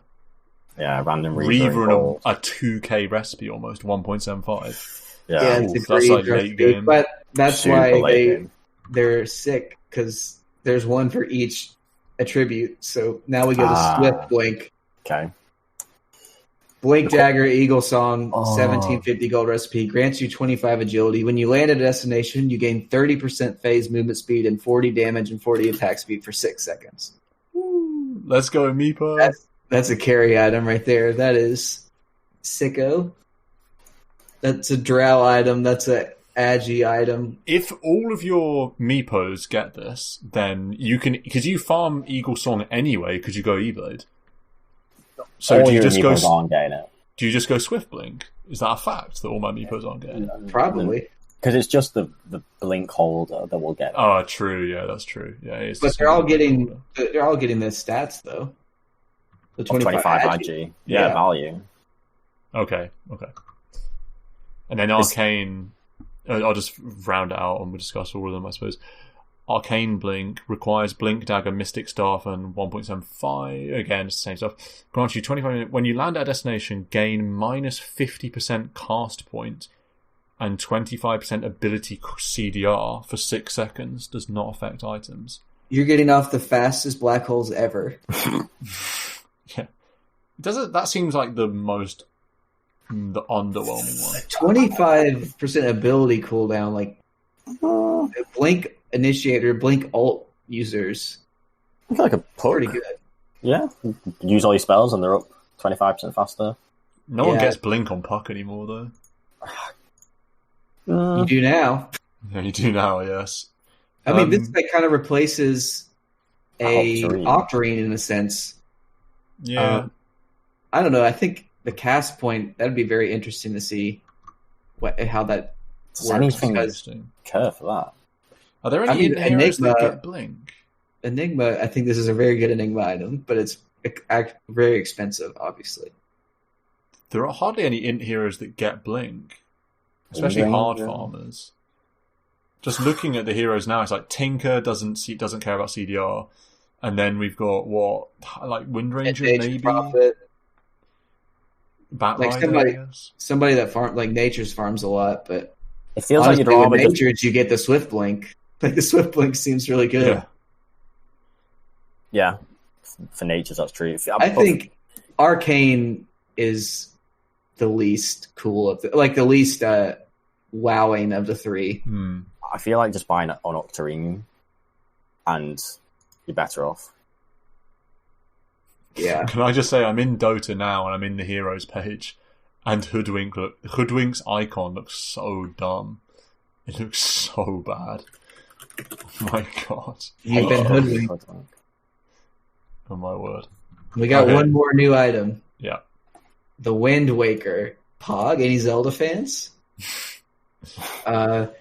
Requires an Ools, a Mystic Staff, and a 1,600 gold recipe. So this is also very expensive. Like how much? Let's see. Windwalker. Learn items. Where are we? Trying to find it here. It's like a 6k item. Yeah, something like that. I'll say when I find it. But... It says grants 50% movement speed. Oh, it's 7.1. Wow. 7.1. Okay. Grants 50 movement speed, 6 mana regen, 35 intelligence. Extends the Cyclone functionality to allow casting on allies. Here we go, boys. When cast on yourself, you can move the tornado anywhere at a speed of 360. No way. Oh my god. That sounds like you can go over cliffs. We are actually in a world where you can cast Yules on an ally. That's crazy. Is amazing. I cannot wait to grief channelers. You're gonna have to turn off help. Yeah. Is this the most expensive item in the game now? How much is Dagon 5? Roughly that much. I know Dagon 5 is 8k. Okay. Yeah, I was about to say 7.7 or something. 7.950. What's Bloodthorn? 6.2, I think. So this is significantly more than. Bloodstone's 6.5. 7.1's a lot. Yeah, and all the blinks are 68, 50, yes. Something like that. So, man, you need some gold in this patch. There's some interesting item changes, but they're quite a lot. Any that jump out to you? Yeah. I don't know if I feel like a lot jump out to me. Wait, there's more neutral items too. And there's more neutral items. Should we do the new ones? Should we jump to the new ones in neutrals? When do we call it? I mean, you can go whenever. We can go whenever. I'll just stay until I literally want to go to bed, I suppose. It is midnight UK time. Is a 3-hour recording. Yeah, literally is a 3-hour recording, yeah. We're at 3:04. That's a lot of new... Well, let's do the new neutrals. Yeah, okay, I'm up to doing the new neutrals. Wow, they removed cycled out. That implies that they're cycling neutral items. Rip, Mango Tree, PMS, Iron Talon. Well, they brought back PMS and Iron Talon and then removed them again. That's pretty funny. Yep. I'll do the tier 1s, the new tier 1s. So we've got Fairy's Trinket. 100 health, 5 spell amp, reduces mana cost by 5. That's nice. Chipped Vest grants 3.5 HP regen and passively returns 26 damage to hero attackers and 13 to creeps. Wow. Blade Mail, tier 1 neutralizing. Build that, put that with your Blade Mail. Yeah, nice. Possessed Mask, +7 primary attribute, +7 lifesteal. Wow, that's pretty good for carries as well. 7 lifesteal is nice. Picked that up at 7 minutes. You don't need your Morbid Mask anymore. Morphling, loving it. Ironwood Tree cooldown increased from 4 to 15. Probably because Hoodwink got put into the fucking game. Now I can't spam GG trees. Yeah, it was bad. Marco, do you want to do these titties? Quicksilver Amulet, 30% attack animation and projectile speed. Attack animation. You attack faster. I doubt that means you attack faster. Your attack animation is faster. Your attack animation, yeah. I'm just thinking about melee heroes, like you're punching faster, say. It's not going to be a base attack type. Yeah, it's not a base attack type thing. 5% MS and 10 attack speed. If any of your abilities are on cooldown, you gain movement speed and attack speed. Wow, that's cool. So you're a Ricky or a PA, use all your spells and you're getting attack speed for it. Nerf to passive. Nerf to passive. Nerf the Wraith King, is that what? Anti-passive synergy. If you're TB, all of your abilities are going to be on CD. Well, yeah, in a fight. I mean, it's just quite interesting. Don't mind it. Bullwhip, 3 HP regen, 3 mana regen. It's decent mana regen, that. Yeah, that can be cast on allies to grant them 16% movement speed for 5 seconds, or on enemies to slow them by 16% for 5 seconds. Cast range 850. That's really cool. Wow, Rip cool. Clumsy Net, wow. Has it gone out? Clumsy Net gone. And the fangs that no one ever used. Yeah, unloved. Balance changes, Imp Claw, CD down, Health Ring, Essence Ring, Health reduced. Fine. So a couple of cool new additions. Tier 3, this is our 27-minute items, right? Yes. Elven Tunic. Oh, a t-shirt, let's go. 26 attack speed, 16% evasion, 8% movement speed. That's a carry item. Yeah. That's good. Cloak of Flames. So we got a jacket. Grants 5 armor, 10 magic resistance, and a passive immolation aura dealing 45 damage per second and a 400 AoE. So this is a Radiance. 3 Radiance? What the hell? Okay. That's the same amount of damage that the Ember Spirit Ag Shard remnants got. Okay. Wow, what a memory. Yeah, and then we got the Ceremonial Robe, so another jacket. Grants 350 mana. Enemies in 1200 AoE have minus 10% static resistance and minus 10 magic resistance. Nice. Throw that on a support or something. Just an aura to have in the fight. Minus 10% stat resist is going to do something to some certain heroes, I bet. I bet there's going to be a couple of combos that don't work, but with 10 stat resist does work. Remember, like Naga into Meteor Hammer and stuff like that. There's the Nyx and Meteor Hammer. Right, yeah, Nyx. Yeah. Yep. Then we got Psychic Headband, so we got a hat. Got a hat, yeah. Grants 12% intelligence and 100 cast range. Activate to push the target enemy 400 distance away from you. Ooh. Cast 800, cooldown 30. Cycled out Repair Kit. Yeah, that's the best line. Yes. And Greater Fairy Fire. So good to see Repair Kit. Repair Kit's gone. And then Telescope moved to tier 4. Oh, wow. Way out. Yeah. I'm not sad to see Craggy Coat go. That was kind of a... I quite liked Craggy Coat. I used to get it on Pugner and stuff. So this Psychic Headband, 100 cast range, that's pretty good. So that's sort of like the Telescope replacement. And then 12% in, activate to push the target enemy 400 distance away from you. That's pretty cool. That's really cool. Any push spell is really powerful. Could you see this being picked up on like a Drow Ranger as sort of like a pseudo pike? Yeah, or just like a puck or like something. Yeah. Yeah, just any amount of movement. This is like so much movement bleed into this game, but I'm happy to see Greater Fairy Fire go, to be honest, because it's just annoying having a consumable like that. It's a big damage item too. Let's go to tier 4 then. Penta-edged sword. I don't like the word penta. Penta. So yeah, it just reminds me of LOL for the rampage. 5 edge, 5 edge, 5 head. Yeah, 5-head sword. Provides 45 damage, 80 melee attack range, and 20% chance to maim enemies, reducing their movement speed by 20% and attack speed by 60 for 3 seconds. We are Sanj. Yeah. Sanj, but what's that one? The tier 1 item that gives you more attack range? The broom handle. Yeah, the broom handle. The bigger broom crafter grants 4 mana regen, zaps an enemy within 700 range of you every 3 seconds, dealing 200 damage and slowing by 40%, but only for 0.3. Can be activated to cyclone yourself for 7.5. Oh wow! So it's a Yule. This is a Razor item. Yeah. This is like Razor ult, the old Razor ult. Yeah. Or the every passive. 3 seconds. You got that passive ability. Sorry. Yeah. Yeah. Damn. Interesting. 4 mana regen's big, and the mini Yules is nice, I suppose.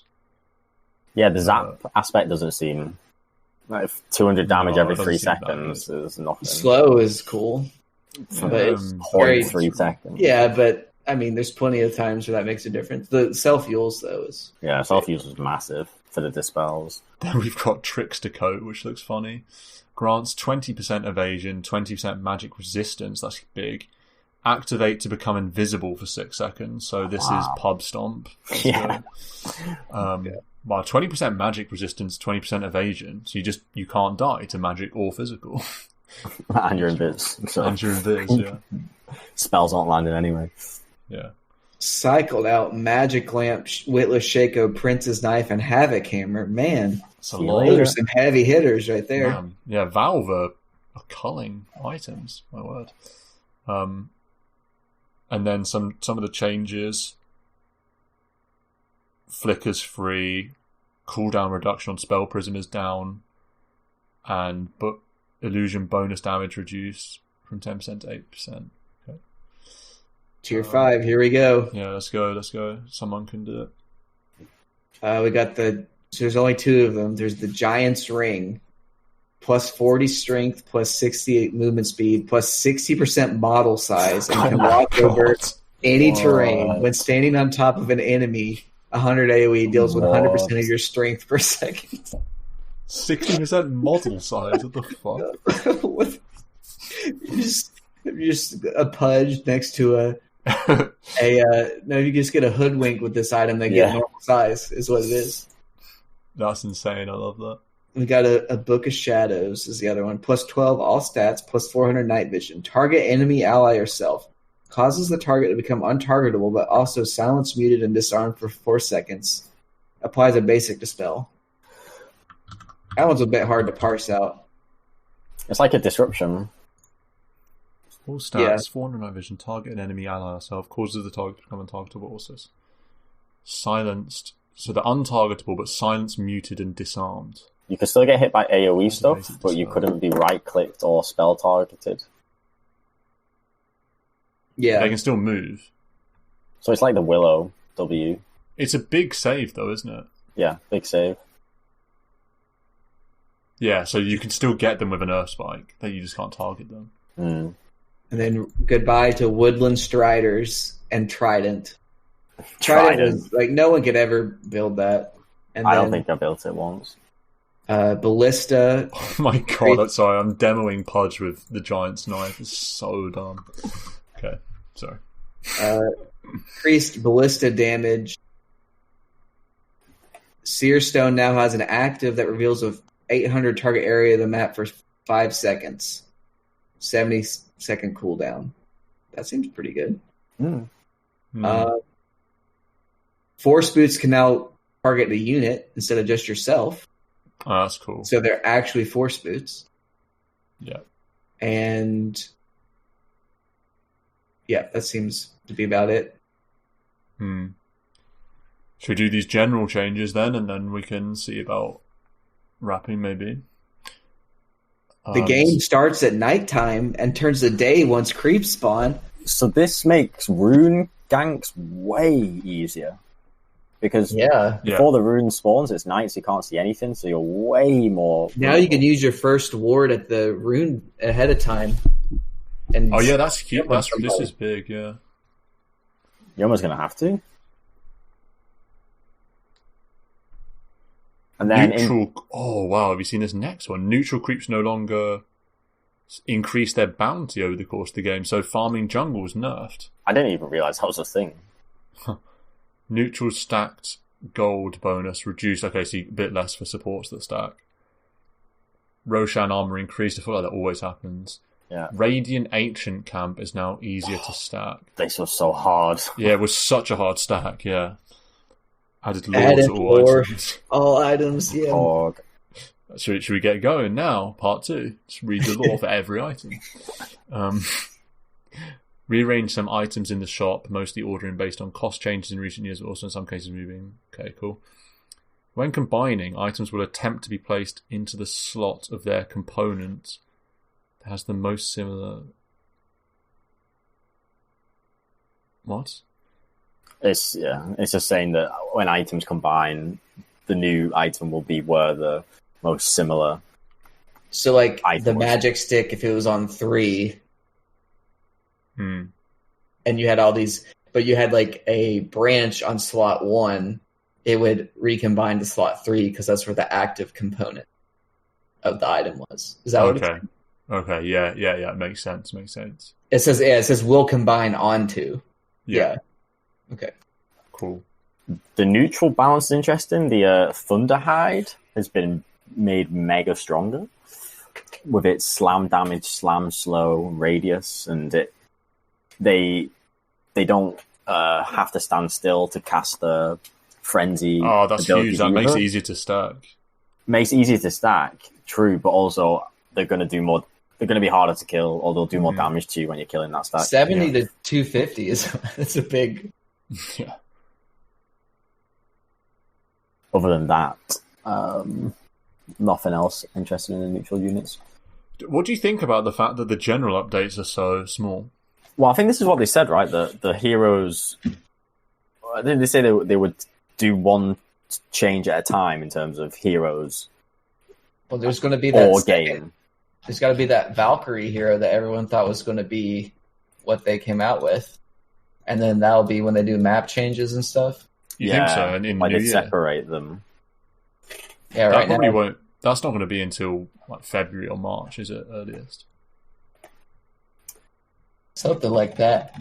Yeah, it's a lot of changes, items and heroes. Yeah, there's still plenty of items. Like the item changes are big. We haven't even gone into them. Like the item changes. Yeah, a lot of heroes still. Yeah, a lot of heroes we haven't done. Yeah, it's quite interesting. I'll definitely look forward to playing. Most of the changes are at 20 minutes into the game if you have 1,400 gold.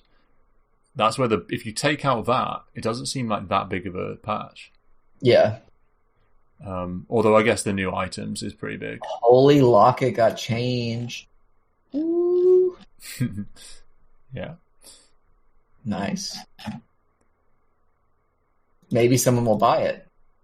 Oh my goodness! Have you seen the Aghanim shard for Void Spirit is worth looking at? So it adds like another layer of dissimulate rings to jump to. So there's can you jump of dissimulate? So you can jump a really far distance. Yeah. Get it out. Come on. What's Vipers? Poison attack now also lowers armor by 1.5 per stack. I don't care very much about that. It's quite nice, I suppose. Sven, you have to get the shard to dispel on enemies. Oh, that's nice. That's so good to see that his 15 talent's gone.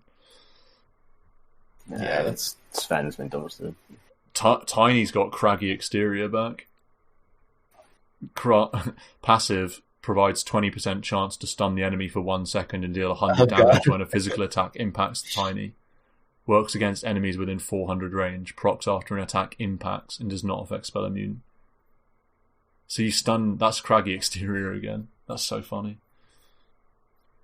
So there's a new ability on... Oh, okay, let's read these Tinker changes. Oh my word. There's a... Timbersaw's got a fucking flamethrower. Holy shit. That is cool. Grants Flamethrower, releases a flame in the direction you are facing, lasts 7 seconds, applies a debuff that deals 75 DPS and slows for 20 seconds. Sets trees on fire that eventually die after 5 seconds of burning. That is funny. So he actually is just the enemy of Hoodwink. Yeah, the deforester. Tinker Scepter rework upgrades your laser into a shrink ray, causing it to have 400 cast range and reduces the enemy model size and current health values by 20%. Stacks. So you can get models down. You can stack model size reduction on laser with rearm. Laser bounces once on the furthest target up to a 700 range from the primary target. So you get 1 refraction and reduces the enemy model size and current health by 20%. That's pretty big for laser to reduce current health by 20%. I suppose it never kills. Yeah. And then we've got a new ability, Defense Matrix. Targets an allied unit, applying a barrier to them that blocks the next 200 damage and provides 40% stat resist. Jesus Christ. Is this going to be broken? You can give 40% stat resist and 200 magic block to all of your allies with rearm. Well, it's just like you can rearm it, right? It says it has a cooldown 30, but that doesn't matter. No, it doesn't matter. Yeah. Feels bad, man. That seems that you're going to get that in the late game for sure. Because he's Tinker, he's going to have loads of gold. Oh my. Wow. I mean, we've been going for an ungodly amount of time. It's 3 hours, 20 minutes. I feel like we're not even done. We're not even Whoa. done. Wait a second. Tusk, Aghanim Shard, Frozen Sigil, it's back. Oh, it's actually back. Oh my god, Frozen Sigil is back. Just a few episodes ago, we were talking about the Sigil, and it is back. Ice Frog heard our nerfs and said, fuck you guys, we're bringing it back. Yeah. Oh my goodness. That's funny. That is so funny, actually. Even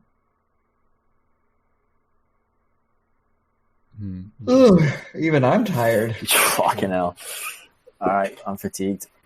Yeah, I'm fatigued as well. I hope you guys enjoyed this patch review episode. Didn't even finish. Shouts out. Oh my goodness. Yeah, just upload it tomorrow morning, Stan, and don't edit it and just say Uncut in the title. Yeah, I will. That is probably what I'll do. People can munch through it tomorrow. Yeah, I'll release it ASAP. But yeah, I might even release it tonight, maybe. I'll just troop it. If I'm going to not edit it. So, with that said, I hope you've enjoyed this raw edition of New Meta Podcast. We'll be back next week, as always. And until then, have a final whistle and let's enjoy this patch. God.